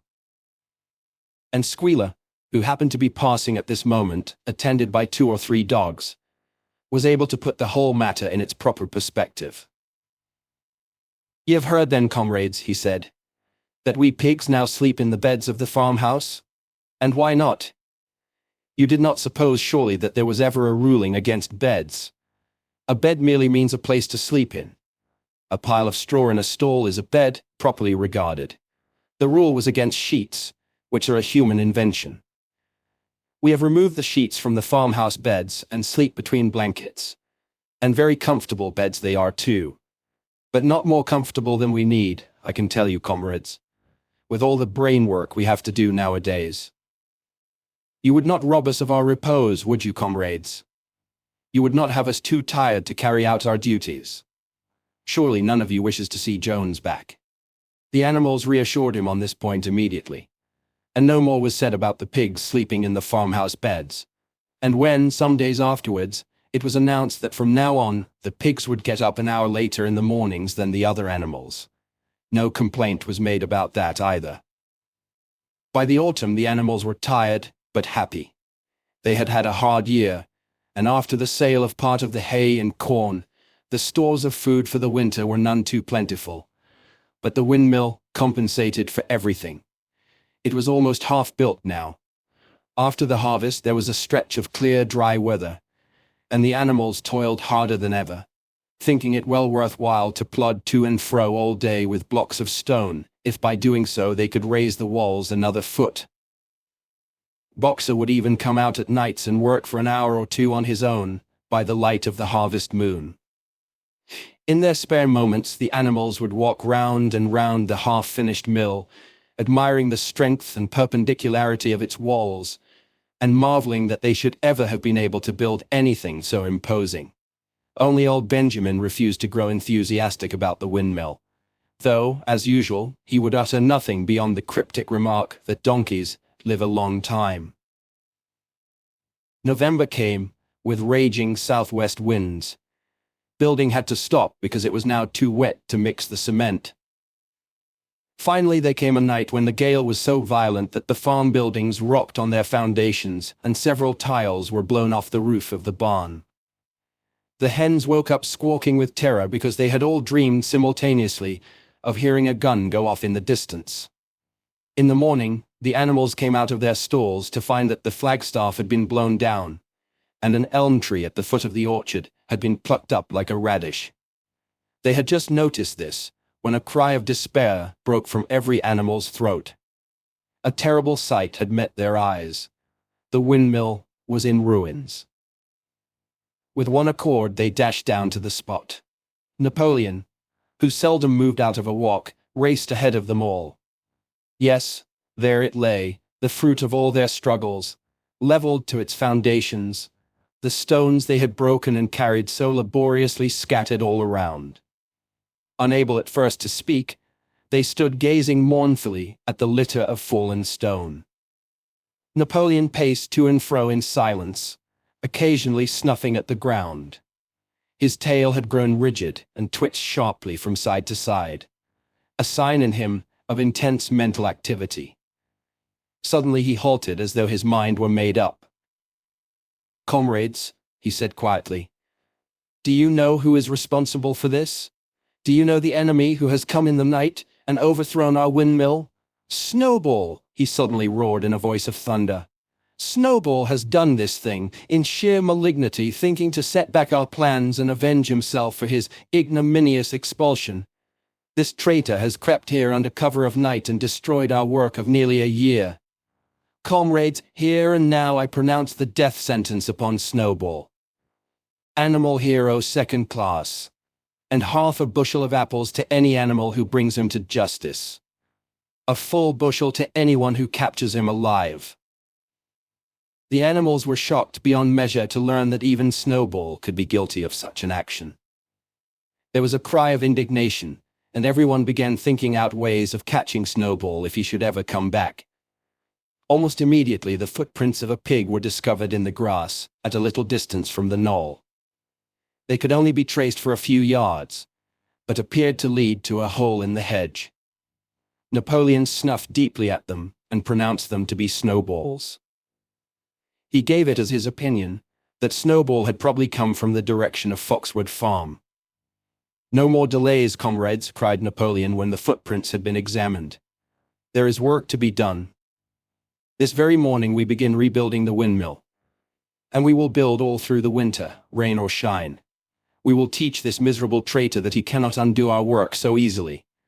Remember, comrades, there must be no alteration in our plans. They shall be carried out to the day. Forward, comrades, long live the windmill, long live Animal Farm. Chapter 8. It was a bitter winter. The stormy weather was followed by sleet and snow, and then by a hard frost, which did not break till well into February. The animals carried on as best they could with the rebuilding of the windmill, well knowing that the outside world was watching them, and that the envious human beings would rejoice and triumph if the mill were not finished on time. Out of spite, the human beings pretended not to believe that it was Snowball who had destroyed the windmill. They said that it had fallen down because the walls were too thin. The animals knew that this was not the case. Still, it had been decided to build the walls 3 feet thick this time instead of 18 inches as before, which meant collecting much larger quantities of stone. For a long time the quarry was full of snowdrifts, and nothing could be done. Some progress was made in the dry, frosty weather that followed, but it was cruel work, and the animals could not feel so hopeful about it as they had felt before. They were always cold and usually hungry as well. Only Boxer and Clover never lost heart. Squealer made excellent speeches on the joy of service and the dignity of labor. But the other animals found more inspiration in Boxer's strength and his never-failing cry of, "I will work harder." In January, food fell short. The corn ration was drastically reduced, and it was announced that an extra potato ration would be issued to make up for it. Then it was discovered that the greater part of the potato crop had been frosted in the clamps, which had not been covered thickly enough. The potatoes had become soft and discolored, and only a few were edible. For days at a time, the animals had nothing to eat but chaff and manjals. Starvation seemed to stare them in the face. It was vitally necessary to conceal this fact from the outside world. Emboldened by the collapse of the windmill, the human beings were inventing fresh lies about Animal Farm. Once again, it was being put about that all the animals were dying of famine and disease, and that they were continually fighting among themselves, and had resorted to cannibalism and infanticide. Napoleon was well aware of the bad results that might follow if the real facts of the food situation were known, and he decided to make use of Mr. Whymper to spread a contrary impression. Hitherto the animals had had little or no contact with Whymper on his weekly visits. Now, however, a few selected animals, mostly sheep, were instructed to remark casually in his hearing that rations had been increased. In addition, Napoleon ordered the almost empty bins in the store shed to be filled nearly to the brim with sand, which was then covered up with what remained of the grain and meal. On some suitable pretext, Whymper was led through the store shed and allowed to catch a glimpse of the bins. He was deceived and continued to report to the outside world that there was no food shortage on Animal Farm. Nevertheless, towards the end of January, it became obvious that it would be necessary to procure some more grain from somewhere. In these days, Napoleon rarely appeared in public, but spent all his time in the farmhouse, which was guarded at each door by fierce-looking dogs. When he did emerge, it was in a ceremonial manner, with an escort of 6 dogs who closely surrounded him and growled if anyone came too near. Frequently, he did not even appear on Sunday mornings but issued his orders through one of the other pigs, usually Squealer. One Sunday morning, Squealer announced that the hens, who had just come in to lay again, must surrender their eggs. Napoleon had accepted through Whimper a contract for 400 eggs a week. The price of these would pay for enough grain and meal to keep the farm going till summer came on and conditions were easier. When the hens heard this, they raised a terrible outcry. They had been warned earlier that this sacrifice might be necessary, but had not believed that it would really happen. They were just getting their clutches ready for the spring sitting, and they protested that to take the eggs away now was murder. For the first time since the expulsion of Jones, there was something resembling a rebellion. Led by 3 young black Minorca pullets, the hens made a determined effort to thwart Napoleon's wishes. Their method was to fly up to the rafters, and there lay their eggs, which smashed to pieces on the floor. Napoleon acted swiftly and ruthlessly. He ordered the hens' rations to be stopped, and decreed that any animal giving so much as a grain of corn to a hen should be punished by death. The dogs saw to it that these orders were carried out. For 5 days the hens held out, then they capitulated and went back to their nesting boxes. 9 hens had died in the meantime. Their bodies were buried in the orchard, and it was given out that they had died of coccidiosis. Whimper heard nothing of this affair, and the eggs were duly delivered, a grocer's van driving up to the farm once a week to take them away. All this while no more had been seen of Snowball. He was rumored to be hiding on one of the neighboring farms, either Foxwood or Pinchfield. Napoleon was by this time on slightly better terms with the other farmers than before. It happened that there was in the yard a pile of timber which had been stacked there 10 years earlier when a beech spinney was cleared. It was well seasoned, and Whimper had advised Napoleon to sell it. Both Mr. Pilkington and Mr. Frederick were anxious to buy it. Napoleon was hesitating between the two, unable to make up his mind. It was noticed that whenever he seemed on the point of coming to an agreement with Frederick, Snowball was declared to be in hiding at Foxwood, while, when he inclined toward Pilkington, Snowball was said to be at Pinchfield. Suddenly, early in the spring, an alarming thing was discovered. Snowball was secretly frequenting the farm by night. The animals were so disturbed that they could hardly sleep in their stalls. Every night, it was said, he came creeping in under cover of darkness and performed all kinds of mischief. He stole the corn, he upset the milk pails, he broke the eggs, he trampled the seed beds, he gnawed the bark off the fruit trees. Whenever anything went wrong, it became usual to attribute it to Snowball.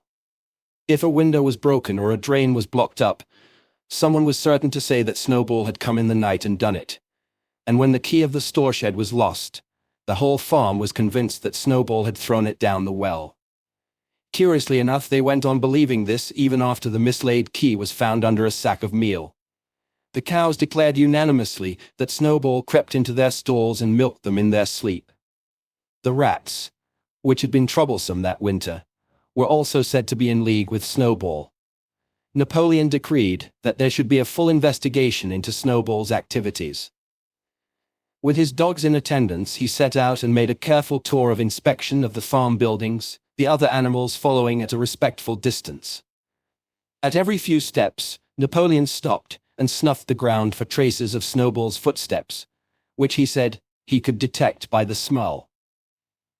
He snuffed in every corner, in the barn, in the cowshed, in the hen houses, in the vegetable garden, and found traces of Snowball almost everywhere. He would put his snout to the ground, give several deep sniffs, and exclaim in a terrible voice, "Snowball, he has been here. I can smell him distinctly." And at the word Snowball, all the dogs let out blood-curdling growls and showed their side teeth. The animals were thoroughly frightened. It seemed to them as though Snowball was some kind of invisible influence, pervading the air about them and menacing them with all kinds of dangers. In the evening, Squealer called them together, and with an alarmed expression on his face told them that he had some serious news to report. "Comrades," cried Squealer, making little nervous skips, "a most terrible thing has been discovered. Snowball has sold himself to Frederick of Pinchfield Farm, who is even now plotting to attack us and take our farm away from us. Snowball is to act as his guide when the attack begins. But there is worse than that. We had thought that Snowball's rebellion was caused simply by his vanity and ambition. But we were wrong, comrades. Do you know what the real reason was? Snowball was in league with Jones from the very start. He was Jones's secret agent all the time. It has all been proved by documents which he left behind him and which we have only just discovered. To my mind, this explains a great deal, comrades. Did we not see for ourselves how he attempted, fortunately without success, to get us defeated and destroyed at the Battle of the Cowshed? The animals were stupefied. This was a wickedness far outdoing Snowball's destruction of the windmill. But it was some minutes before they could fully take it in.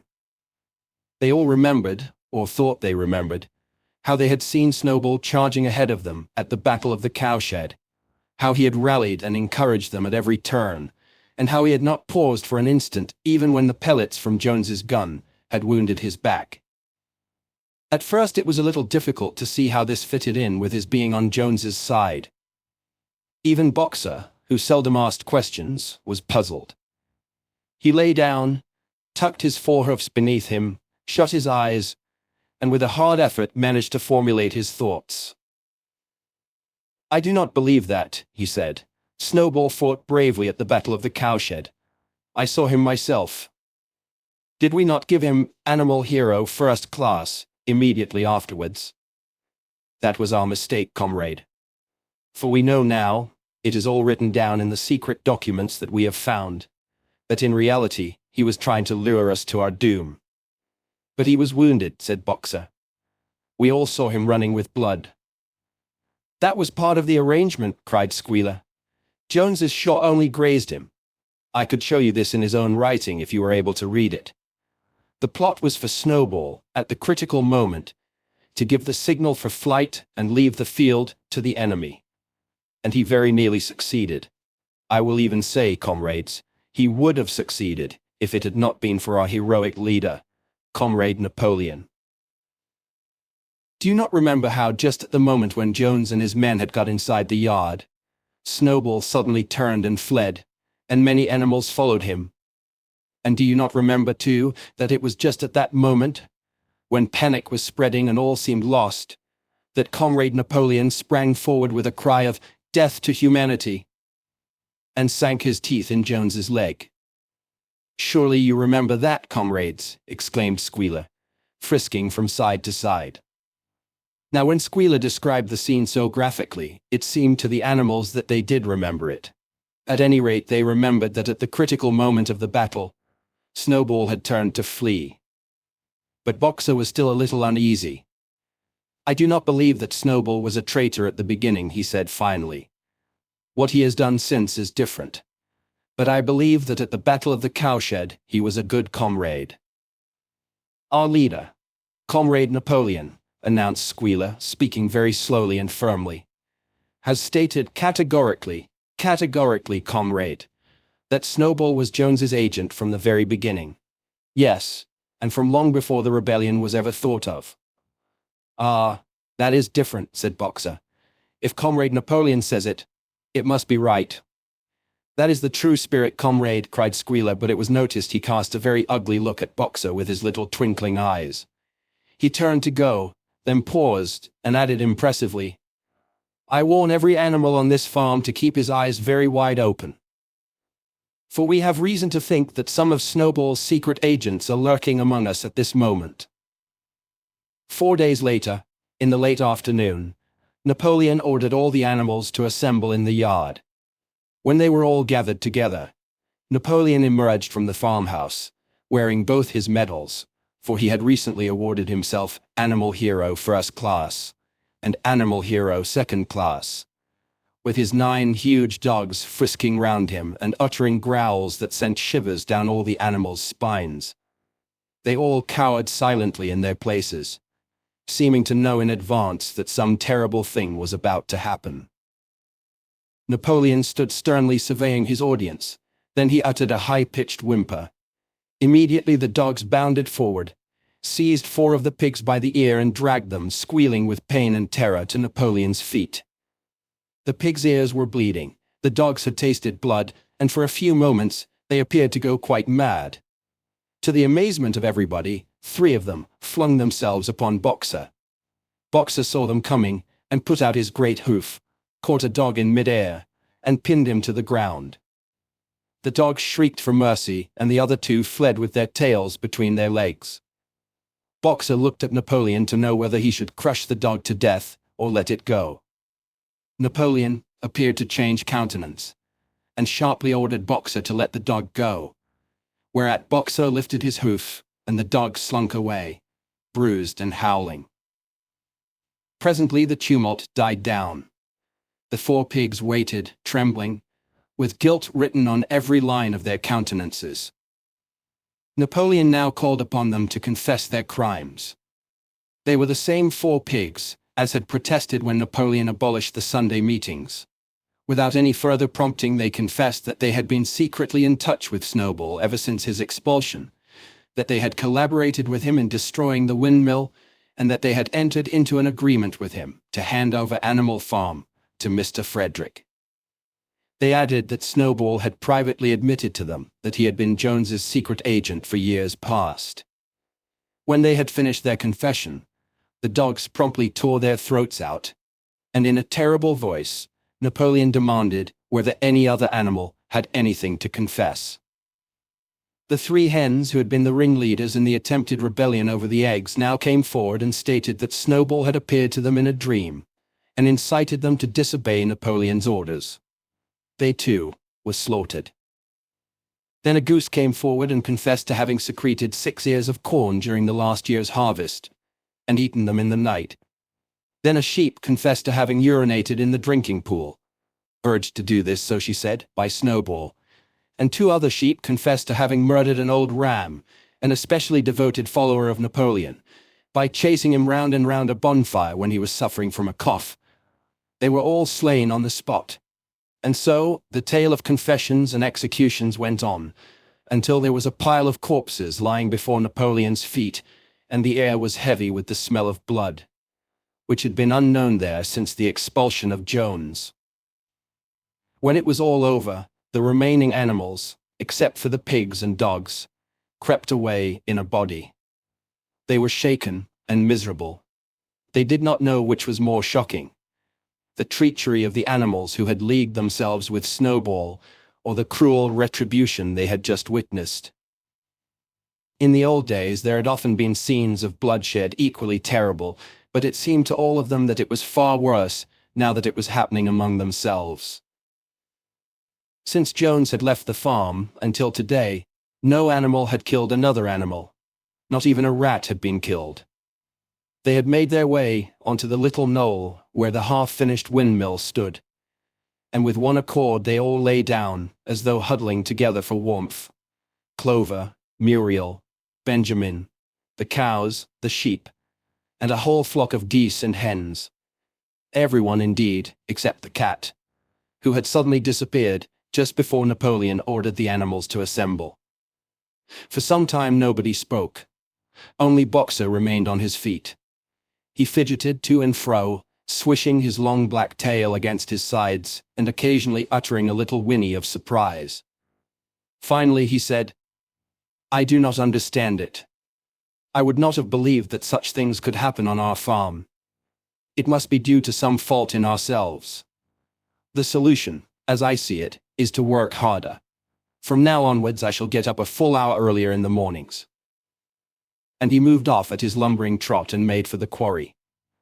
Having got there, he collected 2 successive loads of stone and dragged them down to the windmill before retiring for the night. The animals huddled about Clover, not speaking, The knoll where they were lying gave them a wide prospect across the countryside. Most of Animal Farm was within their view. The long pasture stretching down to the main road, the hayfield, the spinney, the drinking pool, the ploughed fields where the young wheat was thick and green, and the red roofs of the farm buildings with the smoke curling from the chimneys. It was a clear spring evening. The grass and the bursting hedges were gilded by the level rays of the sun.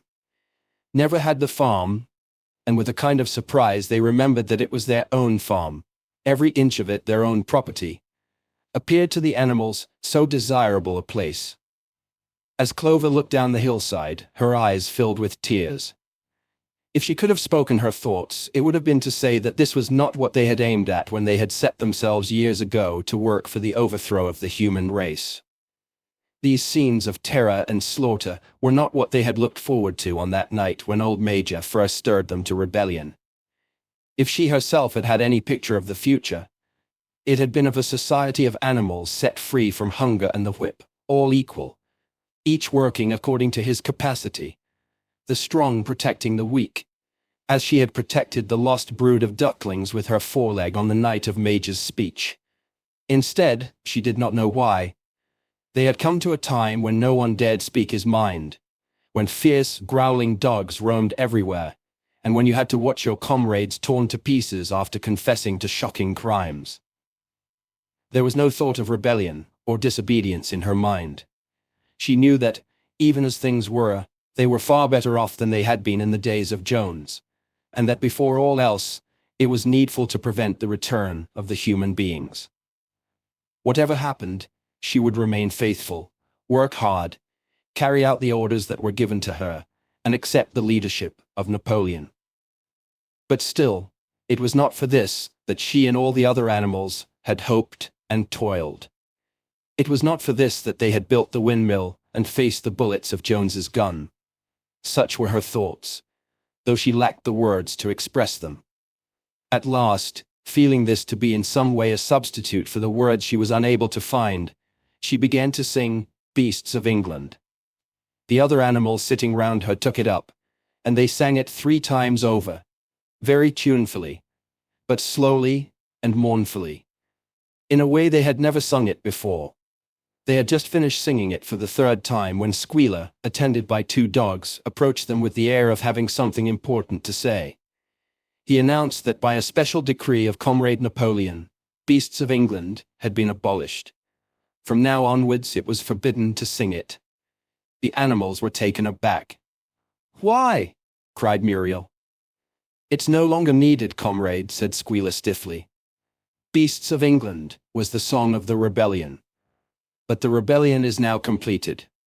The execution of the traitors this afternoon was the final act.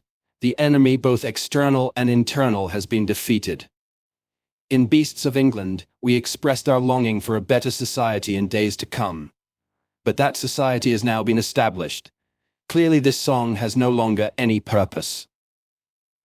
Frightened though they were, some of the animals might possibly have protested. But at this moment, the sheep set up their usual bleating of 4 legs good, 2 legs bad, which went on for several minutes and put an end to the discussion. So, Beasts of England was heard no more. In its place, Minimus, the poet, had composed another song which began, Animal Farm, never through me shalt thou come to harm. And this was sung every Sunday morning after the hoisting of the flag. But somehow neither the words nor the tune ever seemed to the animals to come up to Beasts of England. Chapter 8. A few days later, when the terror caused by the executions had died down, some of the animals remembered, or thought they remembered, that the 6th commandment decreed, "No animal shall kill any other animal." And though no one cared to mention it in the hearing of the pigs or the dogs, it was felt that the killings which had taken place did not square with this. Clover asked Benjamin to read her the 6th commandment, and when Benjamin, as usual, said that he refused to meddle in such matters, she fetched Muriel. Muriel read the commandment for her. It ran, "No animal shall kill any other animal without cause." Somehow or other, the last two words had slipped out of the animal's memory. But they saw now that the commandment had not been violated.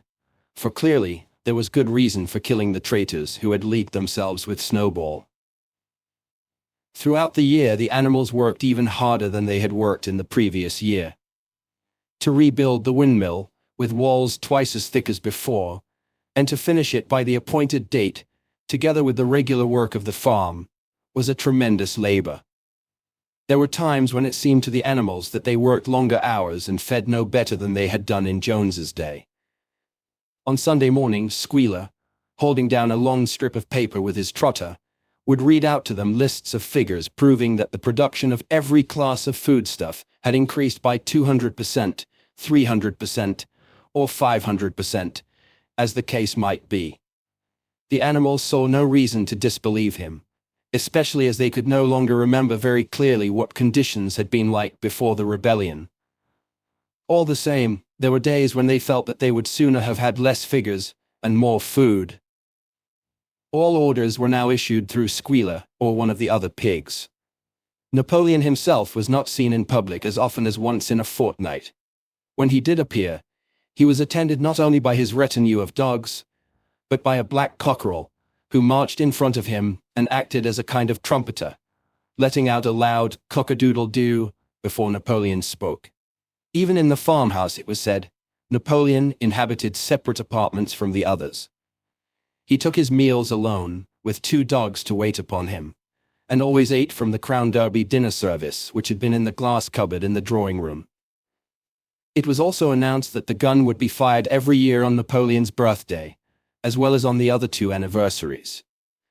Napoleon was now never spoken of simply as Napoleon. He was always referred to in formal style as our leader, Comrade Napoleon. And this pigs liked to invent for him such titles as Father of all animals, Terror of mankind, Protector of the sheepfold, Duckling's friend, and the like. In his speeches, Squealer would talk with the tears rolling down his cheeks of Napoleon's wisdom, the goodness of his heart, and the deep love he bore to all animals everywhere, even and especially the unhappy animals who still lived in ignorance and slavery on other farms. It had become usual to give Napoleon the credit for every successful achievement and every stroke of good fortune. You would often hear one hen remark to another, "Under the guidance of our leader, Comrade Napoleon, I have laid 5 eggs in 6 days." Or 2 cows, enjoying a drink at the pool, would exclaim, "Thanks to the leadership of Comrade Napoleon, how excellent this water tastes." The general feeling on the farm was well expressed in a poem entitled Comrade Napoleon, which was composed by Minimus, and which ran as follows.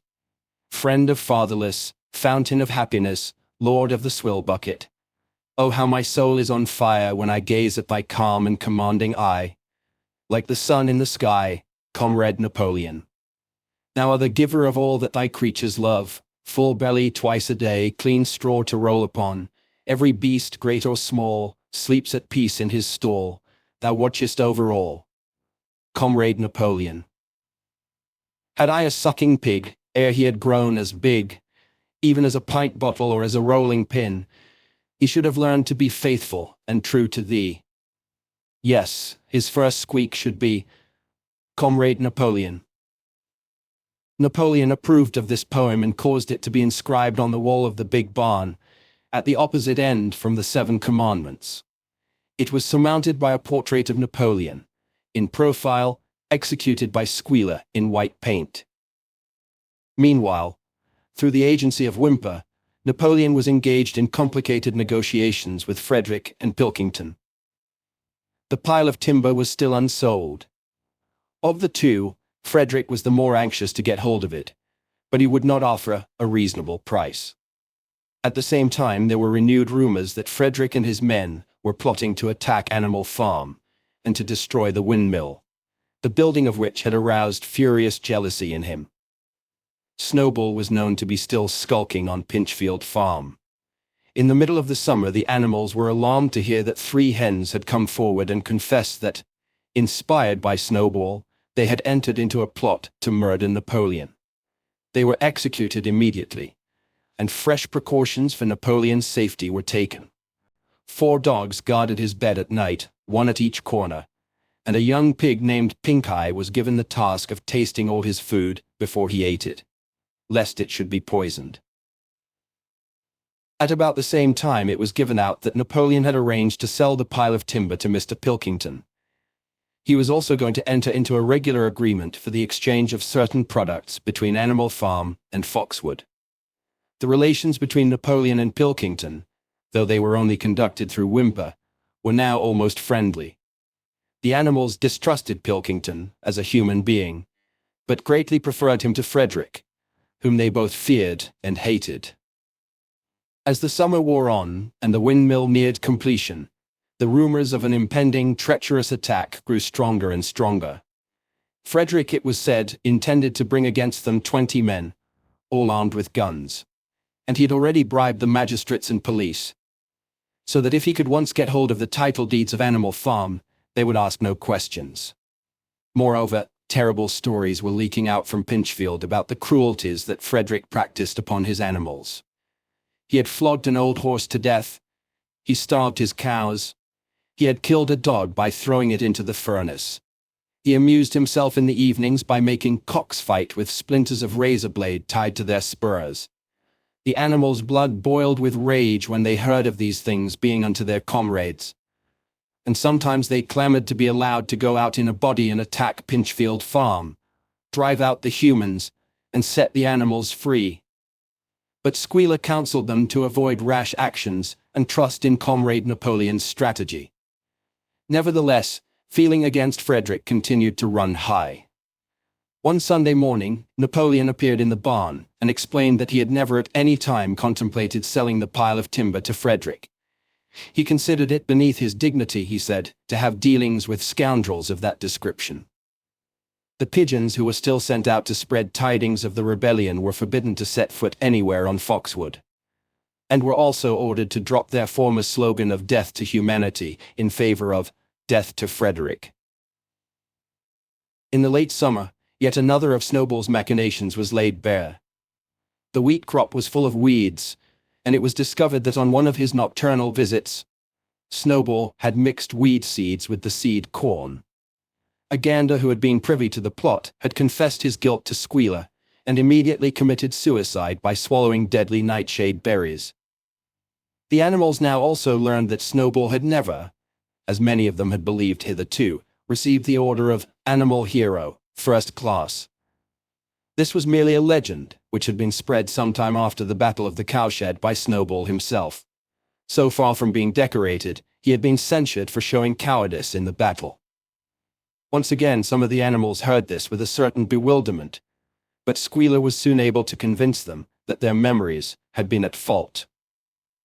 In the autumn, by a tremendous exhausting effort, for the harvest had to be gathered at almost the same time, the windmill was finished. The machinery had still to be installed, and Whymper was negotiating the purchase of it, but the structure was completed. In the teeth of every difficulty, in spite of inexperience, of primitive implements, of bad luck, and of Snowball's treachery, the work had been finished punctually to the very day. Tired out but proud, the animals walked round and round their masterpiece, which appeared even more beautiful in their eyes than when it had been built the first time. Moreover, the walls were twice as thick as before. Nothing short of explosives would lay them low this time.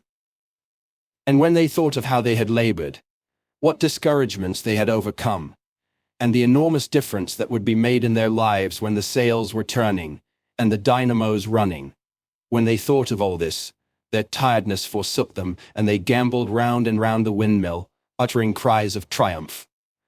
Napoleon himself, attended by his dogs and his cockerel, came down to inspect the completed work. He personally congratulated the animals on their achievement, and announced that the mill would be named Napoleon Mill. 2 days later, the animals were called together for a special meeting in the barn. They were struck dumb with surprise when Napoleon announced that he had sold the pile of timber to Frederick.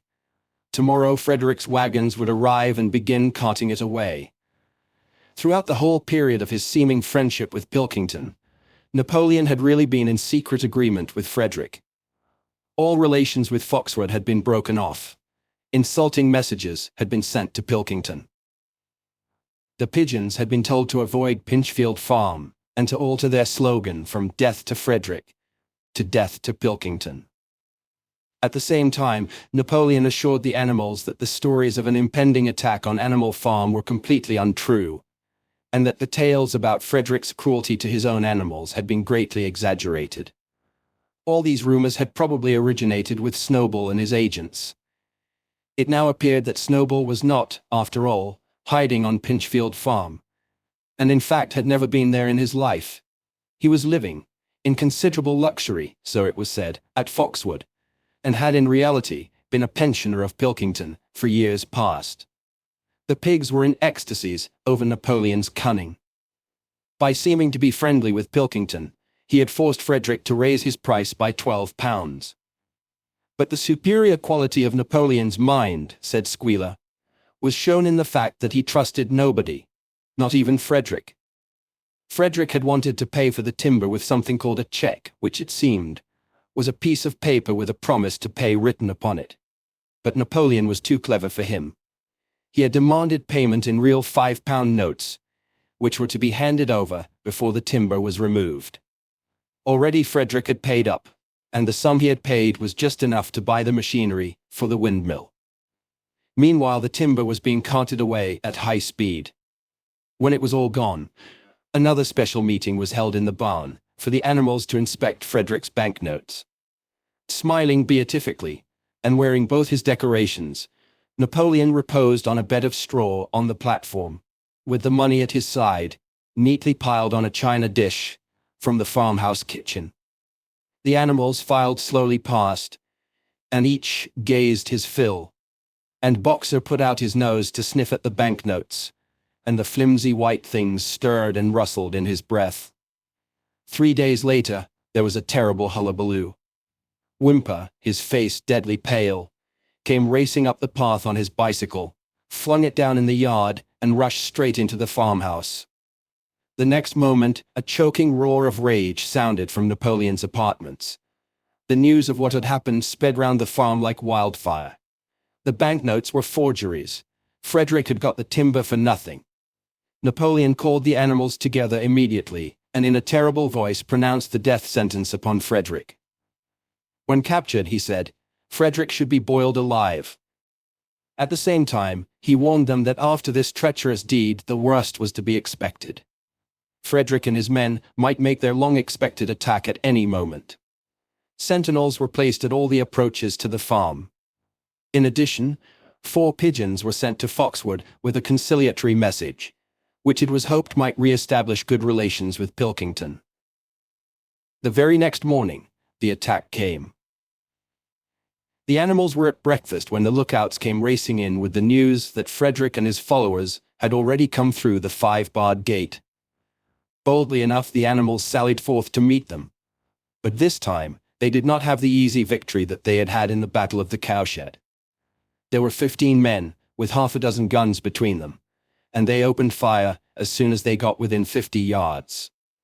The animals could not face the terrible explosions and the stinging pellets, and in spite of the efforts of Napoleon and Boxer to rally them, they were soon driven back. A number of them were already wounded. They took refuge in the farm buildings, and peeped cautiously out from chinks and knotholes.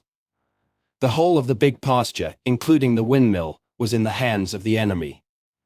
For the moment even Napoleon seemed at a loss. He paced up and down without a word, his tail rigid and twitching. Wistful glances were sent in the direction of Foxwood. If Pilkington and his men would help them, the day might yet be won. But at this moment, the 4 pigeons, who had been sent out on the day before, returned, one of them bearing a scrap of paper from Pilkington. On it was penciled the words, "Serves you right." Meanwhile, Frederick and his men had halted about the windmill. The animals watched them, and a murmur of dismay went round.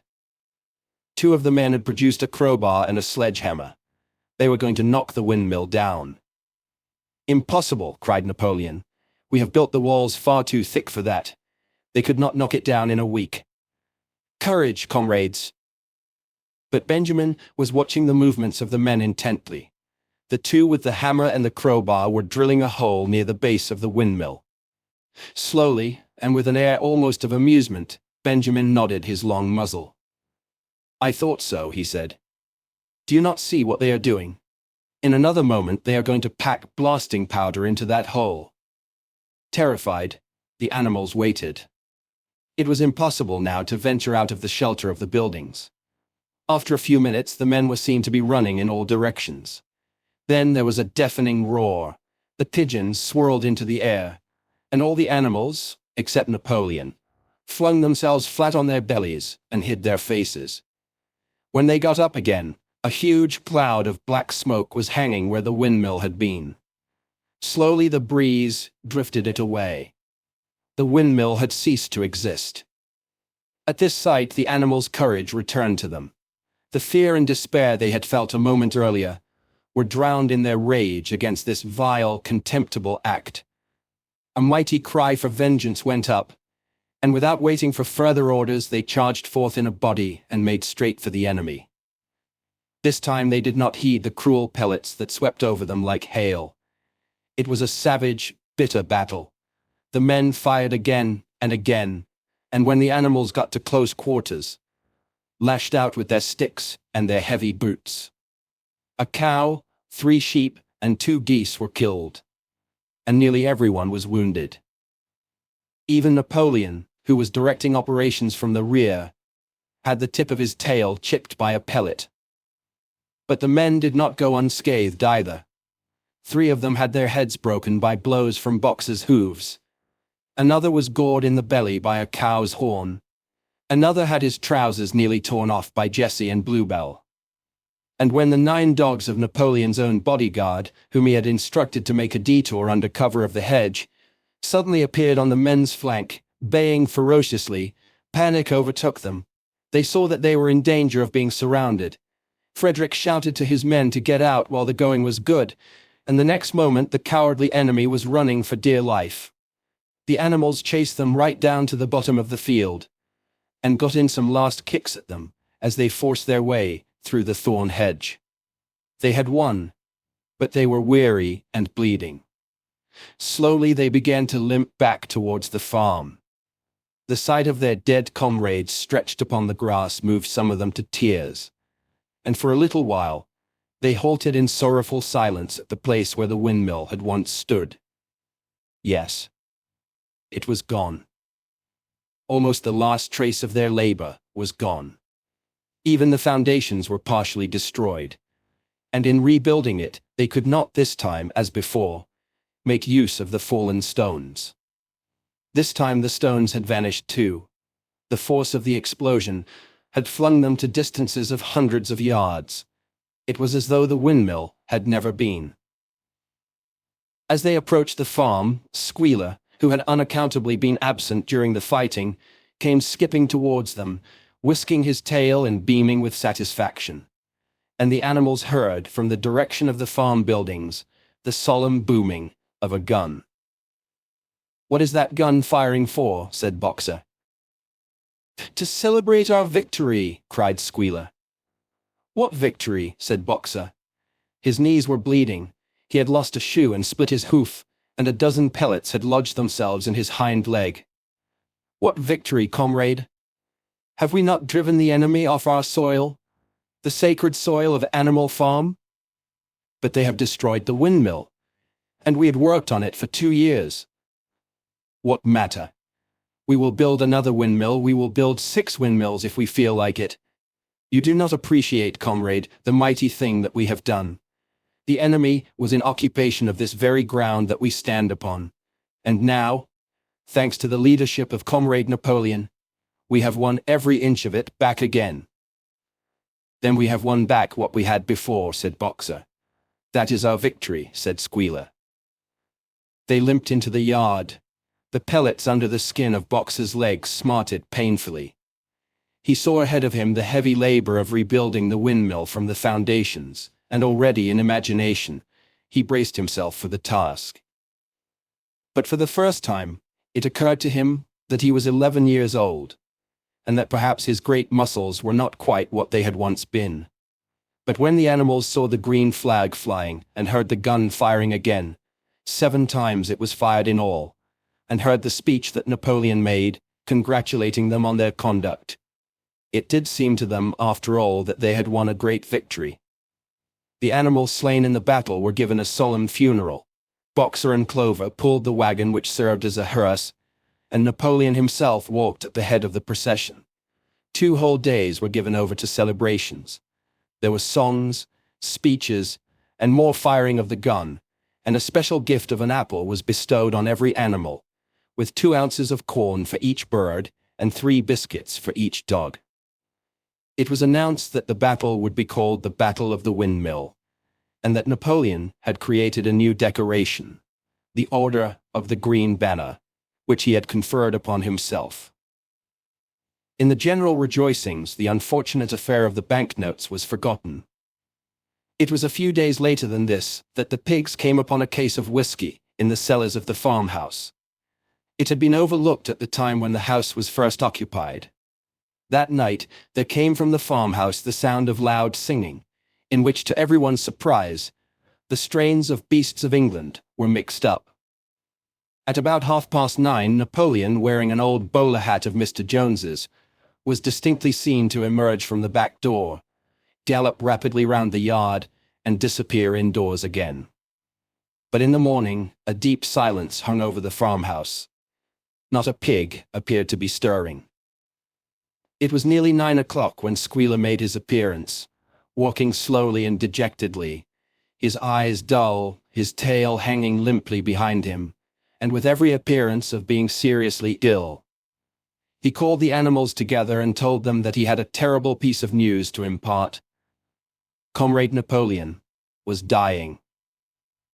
A cry of lamentation went up.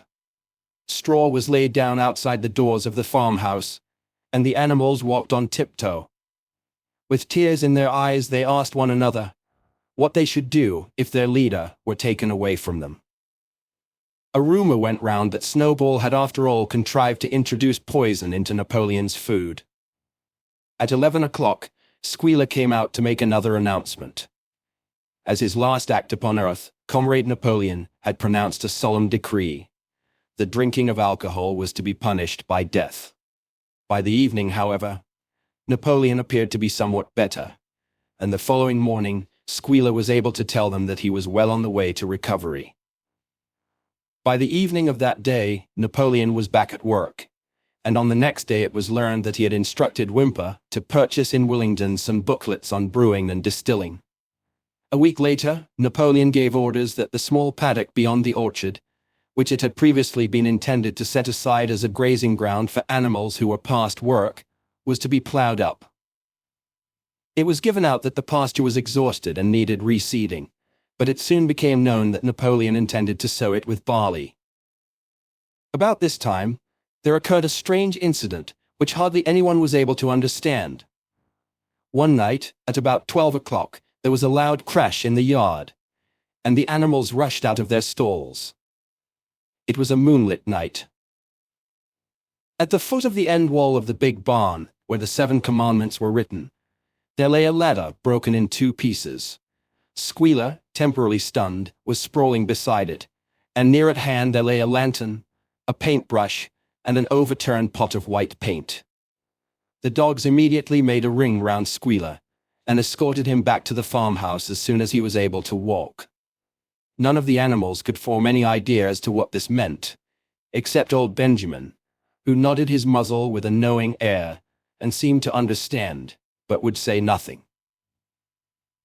But a few days later, Muriel, reading over the 7 commandments to herself, noticed that there was yet another of them, which the animals had remembered wrong. They had thought the 5th commandment was, "No animal shall drink alcohol." But there were 2 words that they had forgotten. Actually, the commandment read, "No animal shall drink alcohol to excess."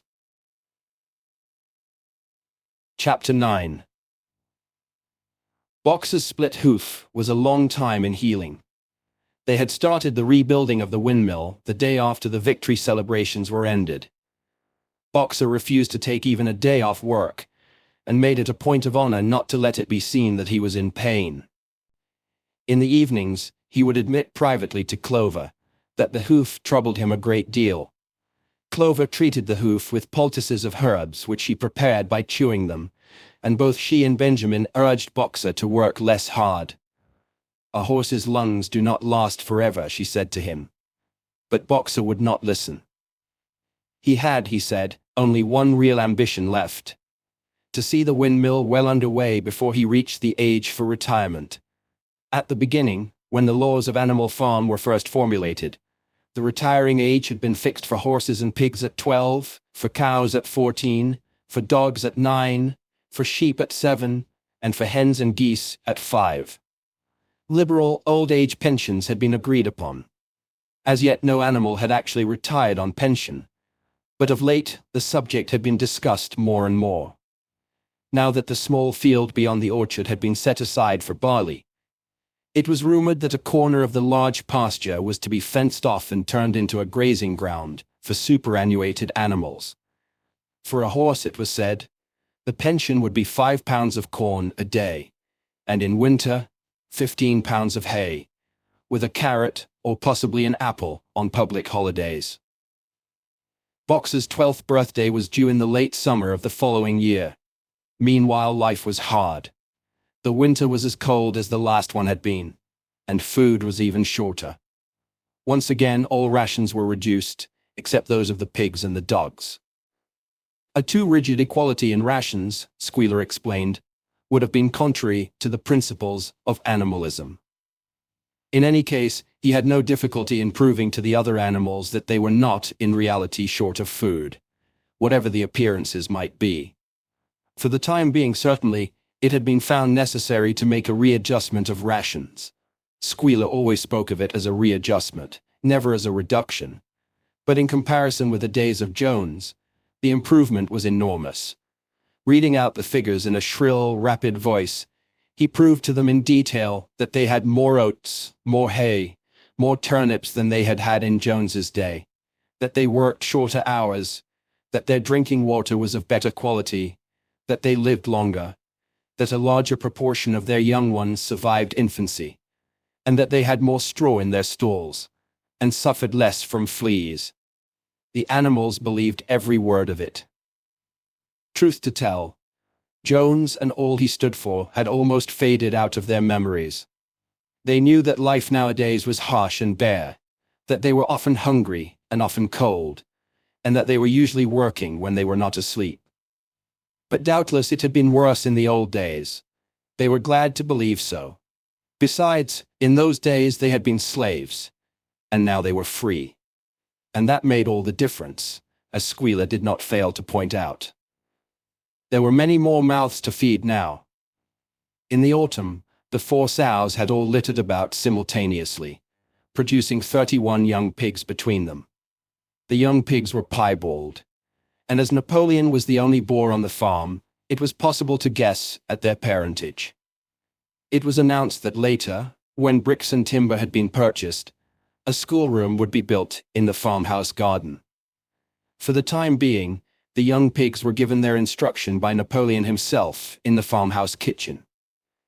They took their exercise in the garden and were discouraged from playing with the other young animals.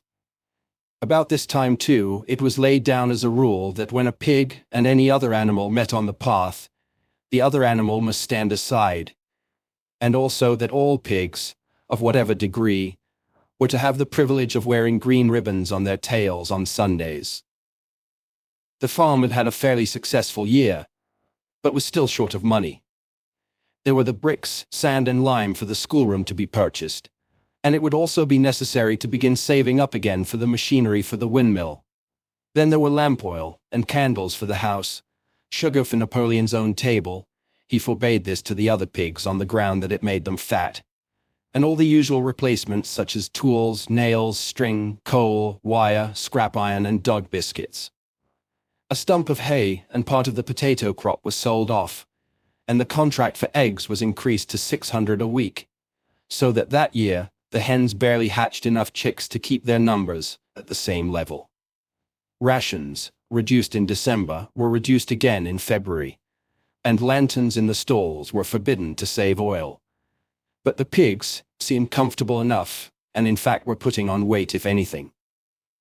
One afternoon in late February, a warm, rich, appetizing scent, such as the animals had never smelt before, wafted itself across the yard from the little brewhouse, which had been disused in Jones's time, and which stood beyond the kitchen. Someone said it was the smell of cooking barley. The animals sniffed the air hungrily and wondered whether a warm mash was being prepared for their supper. But no warm mash appeared, and on the following Sunday it was announced that from now onwards all barley would be reserved for the pigs. The field beyond the orchard had already been sown with barley, and the news soon leaked out that every pig was now receiving a ration of a pint of beer daily, with half a gallon for Napoleon himself, which was always served to him in the Crown Derby soup tureen. But if there were hardships to be borne, they were partly offset by the fact that life nowadays had a greater dignity than it had had before. There were more songs, more speeches, more processions. Napoleon had commanded that once a week there should be held something called a spontaneous demonstration, the object of which was to celebrate the struggles and triumphs of Animal Farm. At the appointed time, the animals would leave their work and march round the precincts of the farm in military formation, with the pigs leading, then the horses, then the cows, then the sheep, and then the poultry. The dogs flanked the procession, and at the head of all marched Napoleon's black cockerel. Boxer and Clover always carried between them a green banner marked with the hoof and the horn, and the caption, "Long live Comrade Napoleon." Afterwards there were recitations of poems composed in Napoleon's honor, and a speech by Squealer giving particulars of the latest increases in the production of foodstuffs. And on occasion a shot was fired from the gun. The sheep were the greatest devotees of the spontaneous demonstration, and if anyone complained, as a few animals sometimes did, when no pigs or dogs were near, that they wasted time and meant a lot of standing about in the cold, the sheep were sure to silence him with a tremendous bleating of 4 legs good, 2 legs bad. But by and large, the animals enjoyed these celebrations. They found it comforting to be reminded that, after all, they were truly their own masters, and that the work they did was for their own benefit. So that what with the songs, the processions, Squealer's lists of figures, the thunder of the gun, the crowing of the cockerel, and the fluttering of the flag, they were able to forget that their bellies were empty, at least part of the time. In April, Animal Farm was proclaimed a republic, and it became necessary to elect a president. There was only one candidate, Napoleon, who was elected unanimously. On the same day, it was given out that fresh documents had been discovered, which revealed further details about Snowball's complicity with Jones. It now appeared that Snowball had not, as the animals had previously imagined, merely attempted to lose the Battle of the Cowshed by means of a stratagem, but had been openly fighting on Jones's side. In fact, it was he who had actually been the leader of the human forces, and had charged into battle with the words, "Long live humanity," on his lips. The wounds on Snowball's back, which a few of the animals still remembered to have seen, had been inflicted by Napoleon's teeth. In the middle of the summer, Moses the raven suddenly reappeared on the farm, after an absence of several years. He was quite unchanged, still did no work, and talked in the same strain as ever about Sugar Candy Mountain. He would perch on a stump, flap his black wings, and talk by the hour to anyone who would listen. "Up there, comrades," he would say solemnly, pointing to the sky with his large beak. "Up there, just on the other side of that dark cloud that you can see, there it lies, Sugar Candy Mountain. That happy country where we poor animals shall rest forever from our labors." He even claimed to have been there on one of his higher flights, and to have seen the everlasting fields of clover and the linseed cake and lump sugar growing on the hedges. Many of the animals believed him. Their lives now, they reasoned, were hungry and laborious. Was it not right and just that a better world should exist somewhere else? A thing that was difficult to determine was the attitude of the pigs towards Moses. They all declared contemptuously that his stories about Sugar Candy Mountain were lies. And yet they allowed him to remain on the farm, not working, with an allowance of a gill of beer a day. After his hoof had healed up, Boxer worked harder than ever. Indeed, all the animals worked like slaves that year. Apart from the regular work of the farm, and the rebuilding of the windmill, there was the schoolhouse for the young pigs, which was started in March.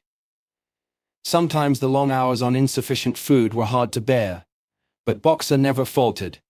In nothing that he said or did was there any sign that his strength was not what it had been. It was only his appearance that was a little altered. His hide was less shiny than it had used to be, and his great haunches seemed to have shrunken. The others said, "Boxer will pick up when the spring grass comes on." But the spring came, and Boxer grew no fatter. Sometimes, on the slope leading to the top of the quarry, when he braced his muscles against the weight of some vast boulder, it seemed that nothing kept him on his feet, except the will to continue. At such times his lips were seen to form the words, "I will work harder." He had no voice left. Once again, Clover and Benjamin warned him to take care of his health, but Boxer paid no attention. His 12th birthday was approaching. He did not care what happened so long as a good store of stone was accumulated before he went on pension. Late one evening in the summer, a sudden rumor ran round the farm that something had happened to Boxer. He had gone out alone to drag a load of stone down to the windmill. And sure enough, the rumor was true. A few minutes later, 2 pigeons came racing in with the news. "Boxer has fallen. He is lying on his side and can't get up." About half the animals on the farm rushed out to the knoll where the windmill stood. There lay Boxer, between the shafts of the cart, his neck stretched out, unable even to raise his head. His eyes were glazed, his sides matted with sweat. A thin stream of blood had trickled out of his mouth. Clover dropped to her knees at his side. "Boxer," she cried, "how are you?" "It is my lung," said Boxer, in a weak voice. "It does not matter. I think you will be able to finish the windmill without me. There is a pretty good store of stone accumulated. I had only another month to go in any case. To tell you the truth, I've been looking forward to my retirement. And perhaps, as Benjamin is growing old too, they will let him retire at the same time, and be a companion to me." "We must get help at once," said Clover. "Run, somebody, and tell Squealer what has happened." All the other animals immediately raced back to the farmhouse to give Squealer the news. Only Clover remained, and Benjamin, who lay down at Boxer's side, and without speaking, kept the flies off him with his long tail. After about a quarter of an hour, Squealer appeared, full of sympathy and concern. He said that Comrade Napoleon had learned with the very deepest distress of this misfortune to one of the most loyal workers on the farm, and was already making arrangements to send Boxer to be treated in the hospital at Willingdon. The animals felt a little uneasy at this. Except for Molly and Snowball, no other animal had ever left the farm, and they did not like to think of their sick comrade in the hands of human beings. However, Squealer easily convinced them that the veterinary surgeon in Willingdon could treat Boxer's case more satisfactorily than could be done on the farm. And about half an hour later, when Boxer had somewhat recovered, he was with difficulty got onto his feet, and managed to limp back to his stall, where Clover and Benjamin had prepared a good bed of straw for him.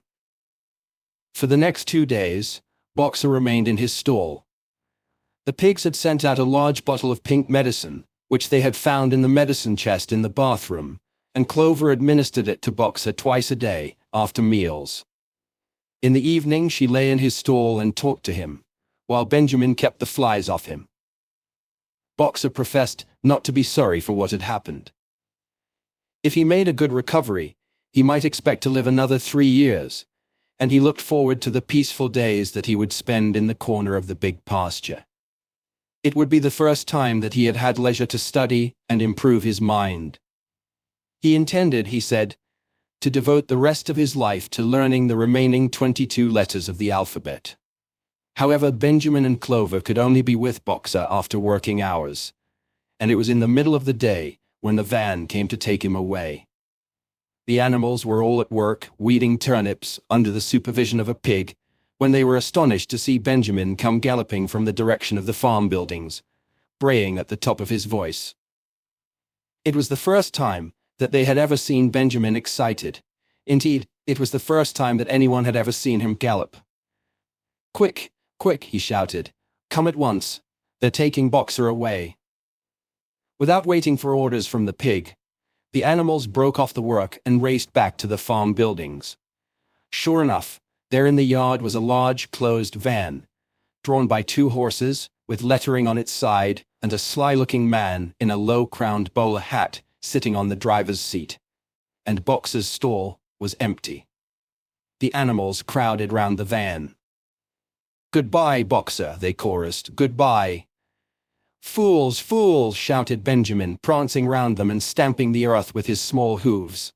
"Fools, do you not see what is written on the side of that van?" That gave the animals pause, and there was a hush. Muriel began to spell out the words. But Benjamin pushed her aside, and in the midst of a deadly silence he read, "Alfred Simmons, horse slaughterer and glue boiler, Willingdon.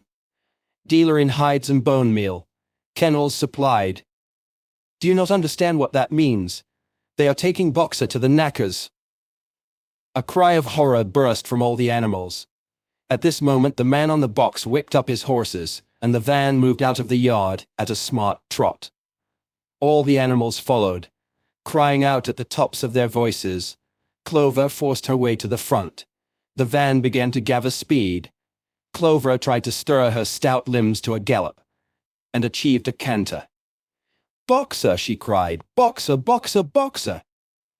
And just at this moment, as though he had heard the uproar outside, Boxer's face, with the white stripe down his nose, appeared at the small window at the back of the van. "Boxer!" cried Clover in a terrible voice. "Boxer, get out! Get out quickly! They're taking you to your death!" All the animals took up the cry of, "Get out, Boxer, get out!" But the van was already gathering speed and drawing away from them. It was uncertain whether Boxer had understood what Clover had said, but a moment later his face disappeared from the window, and there was the sound of a tremendous drumming of hooves inside the van. He was trying to kick his way out.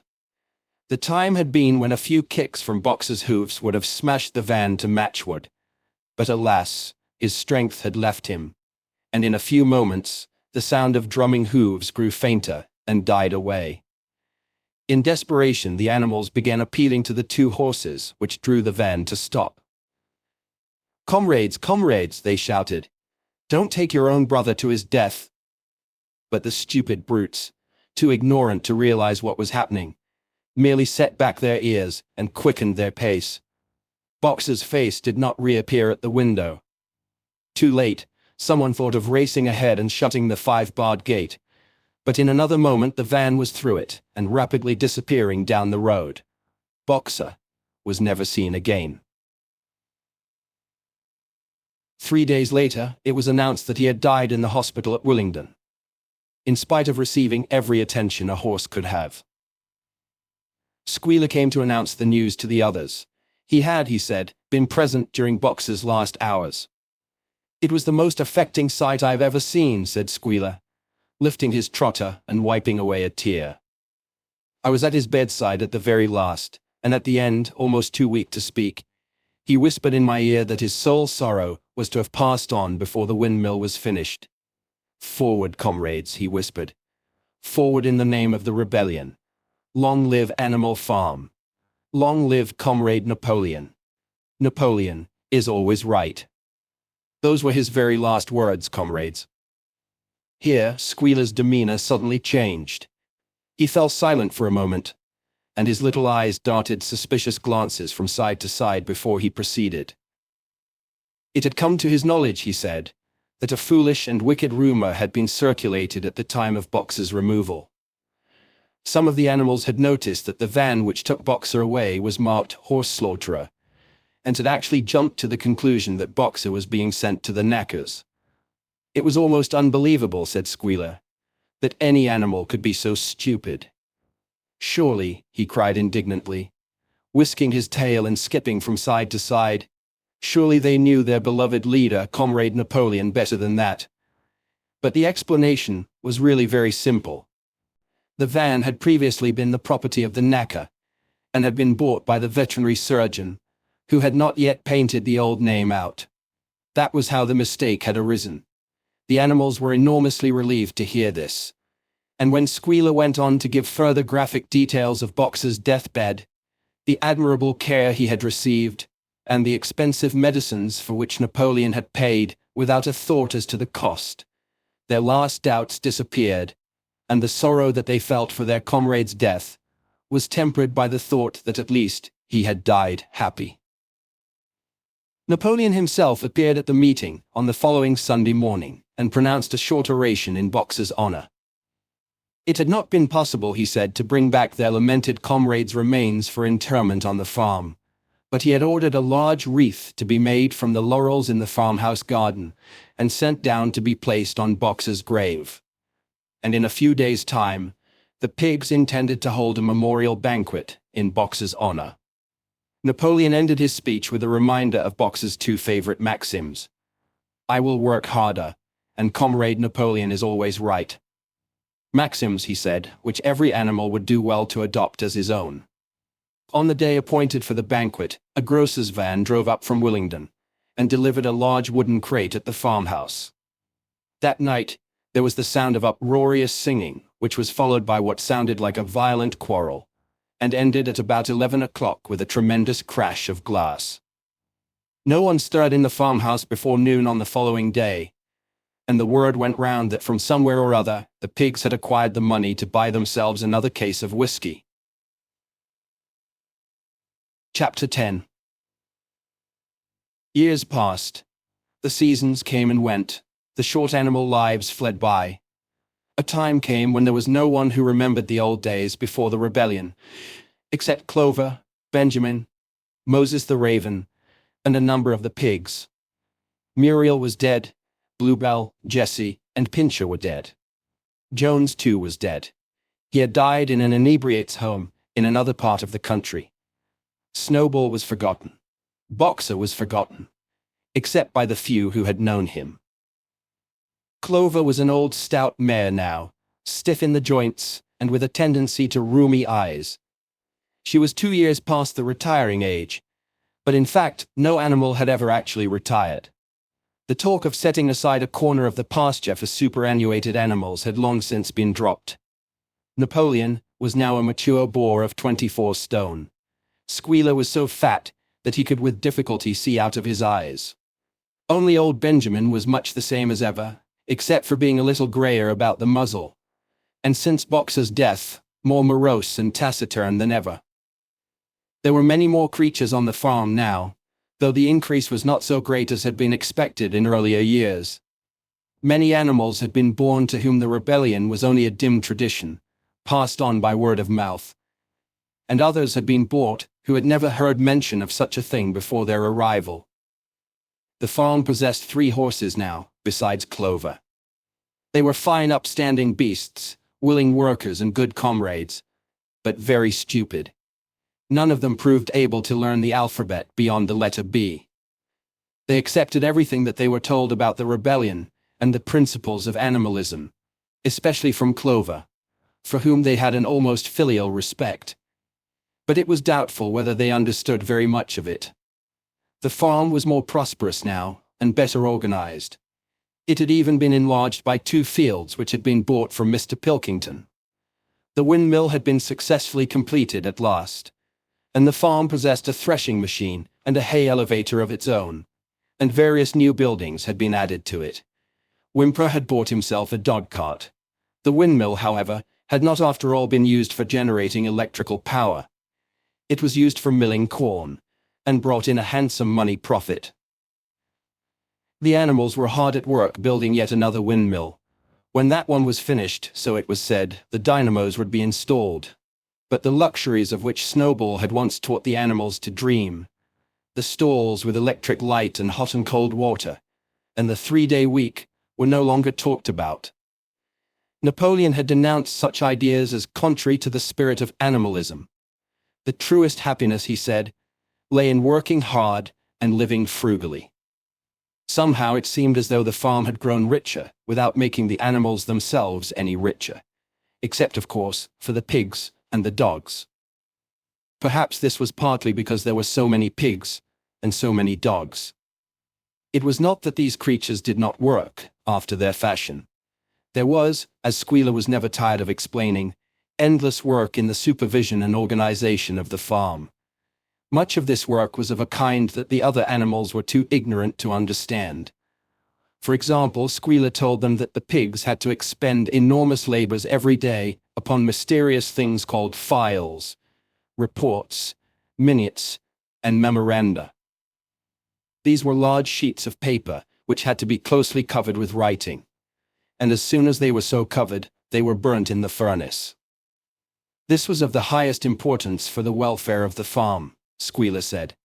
But still, neither pigs nor dogs produced any food by their own labor, and there were very many of them, and their appetites were always good. As for the others, their life, so far as they knew, was as it had always been. They were generally hungry, they slept on straw, they drank from the pool, they labored in the fields. In winter, they were troubled by the cold, and in summer, by the flies. Sometimes the older ones among them racked their dim memories and tried to determine whether in the early days of the rebellion, when Jones's expulsion was still recent, things had been better or worse than now. They could not remember. There was nothing with which they could compare their present lives. They had nothing to go upon except Squealer's lists of figures, which invariably demonstrated that everything was getting better and better. The animals found the problem insoluble. In any case, they had little time for speculating on such things now. Only old Benjamin professed to remember every detail of his long life, and to know that things never had been, nor ever could be, much better or much worse. Hunger, hardship, and disappointment being, so he said, the unalterable law of life. And yet the animals never gave up hope. More, they never lost, even for an instant, their sense of honor and privilege in being members of Animal Farm. They were still the only farm in the whole county, in all England, owned and operated by animals. Not one of them, not even the youngest, not even the newcomers who had been brought from farms 10 or 20 miles away, ever ceased to marvel at that. And when they heard the gun booming and saw the green flag fluttering at the masthead, their hearts swelled with imperishable pride.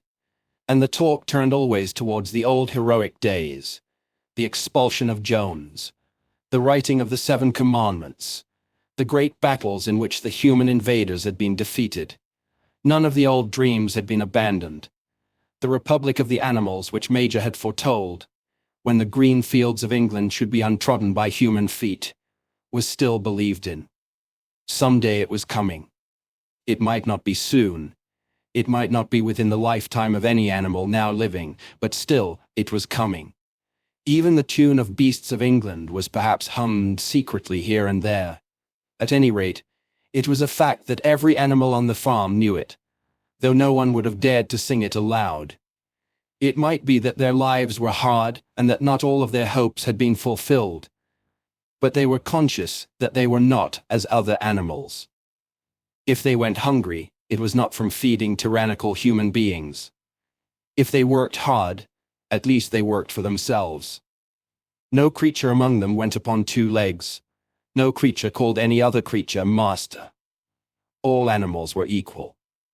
One day in early summer, Squealer ordered the sheep to follow him, and led them out to a piece of waste ground at the other end of the farm, which had become overgrown with birch saplings. The sheep spent the whole day there browsing at the leaves under Squealer's supervision. In the evening he returned to the farmhouse himself, but, as it was warm weather, told the sheep to stay where they were. It ended by their remaining there for a whole week, during which time the other animals saw nothing of them. Squealer was with them for the greater part of every day. He was, he said, teaching them to sing a new song, for which privacy was needed. It was just after the sheep had returned, on a pleasant evening when the animals had finished work and were making their way back to the farm buildings, that the terrified neighing of a horse sounded from the yard. Startled, The animals stopped in their tracks. It was Clover's voice. She neighed again, and all the animals broke into a gallop and rushed into the yard. Then they saw what Clover had seen. It was a pig, walking on his hind legs. Yes, it was Squealer. A little awkwardly, as though not quite used to supporting his considerable bulk in that position, but with perfect balance, he was strolling across the yard. And a moment later, out from the door of the farmhouse came a long file of pigs, all walking on their hind legs. Some did it better than others. One or two were even a trifle unsteady and looked as though they would have liked the support of a stick. But every one of them made his way right round the yard successfully.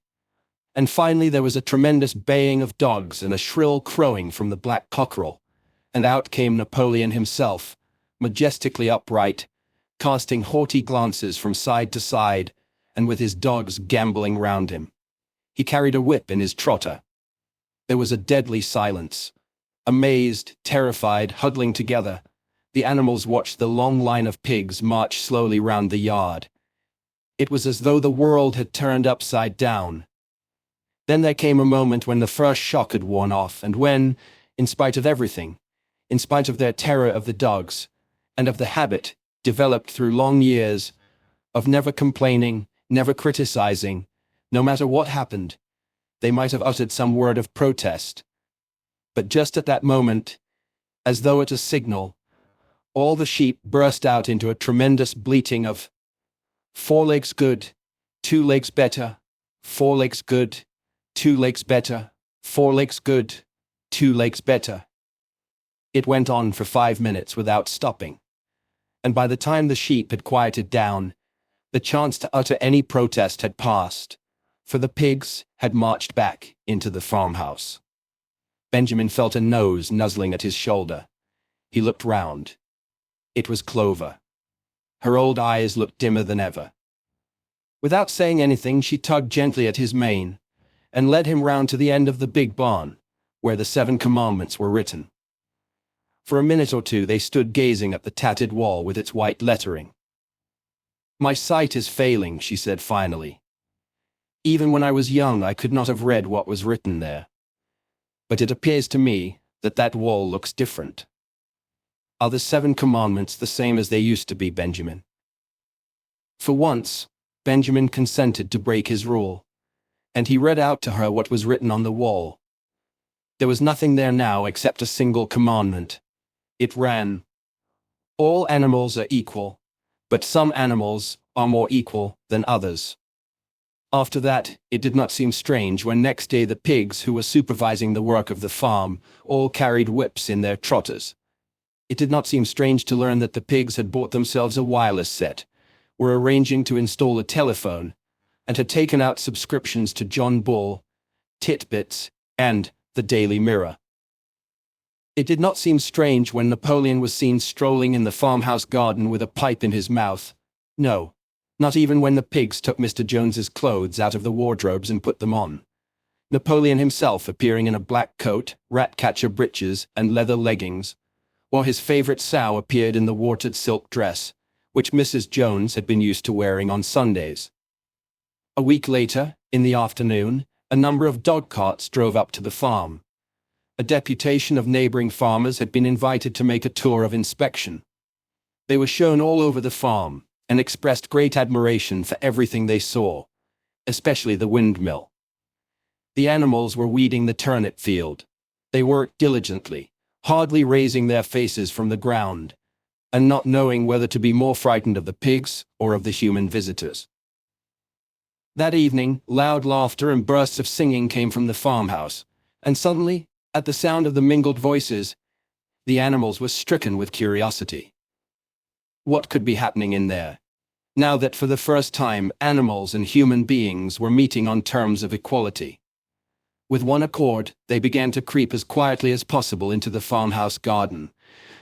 At the gate they paused, half frightened to go on, but Clover led the way in.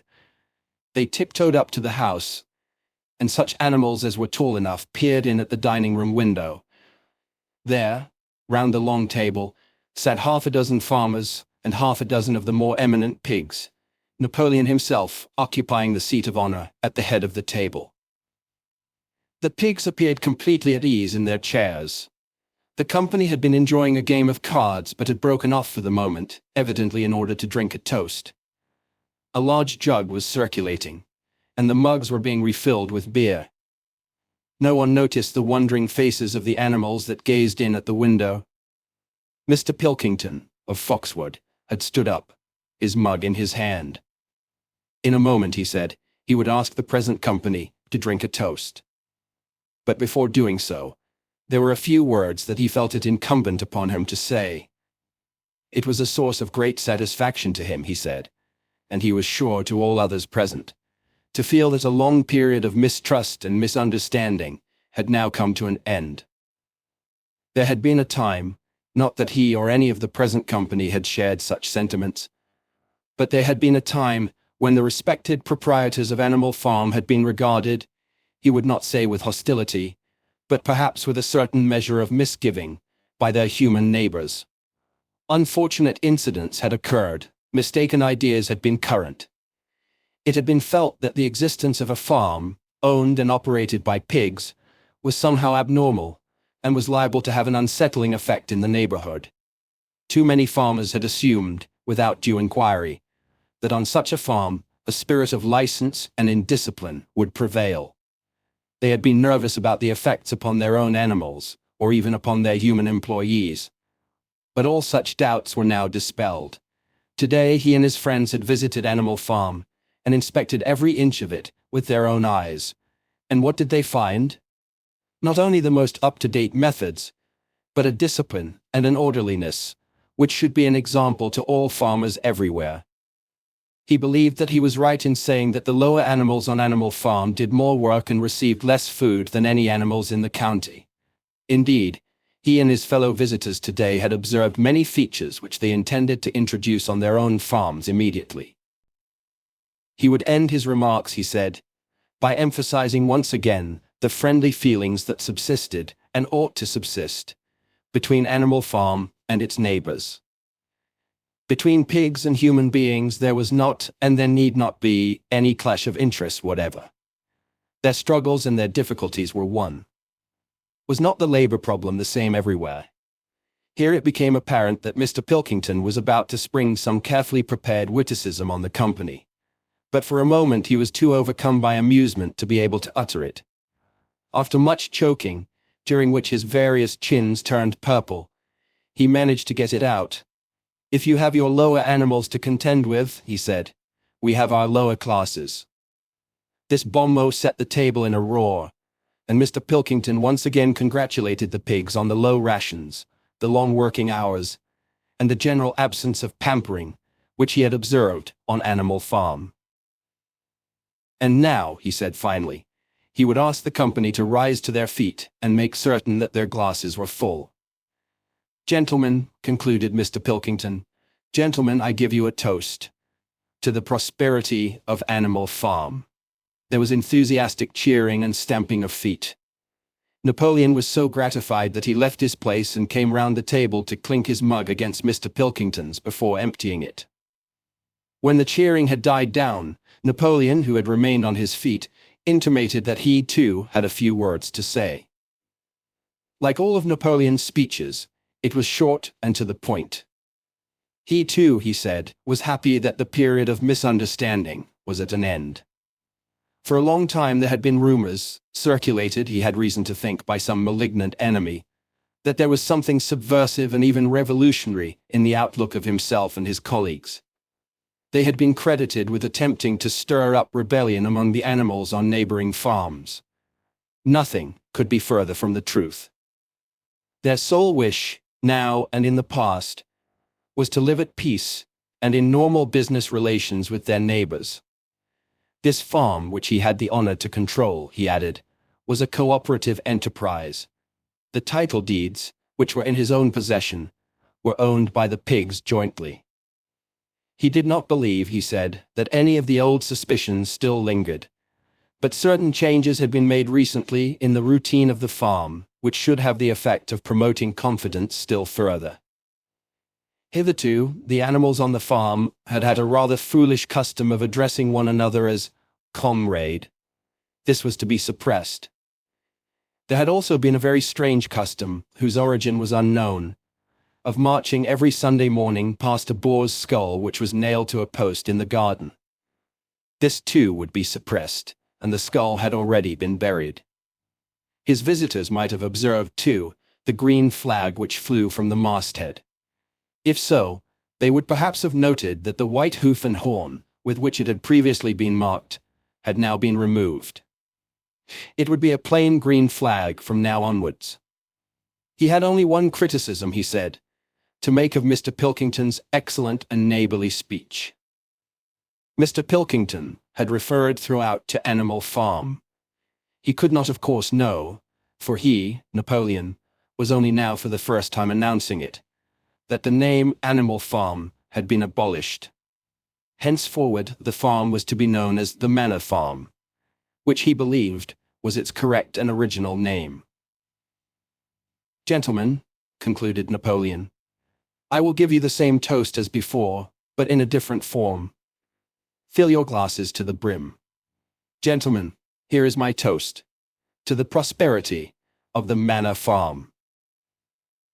There was the same hearty cheering as before, and the mugs were emptied to the dregs. But as the animals outside gazed at the scene, it seemed to them that some strange thing was happening.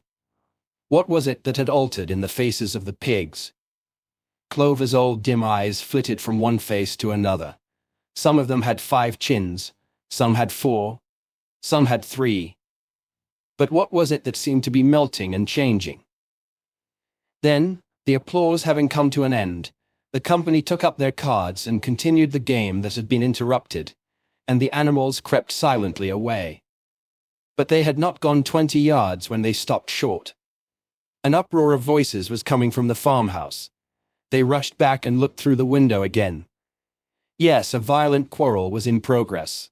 There were shoutings, bangings on the table, sharp suspicious glances, furious denials.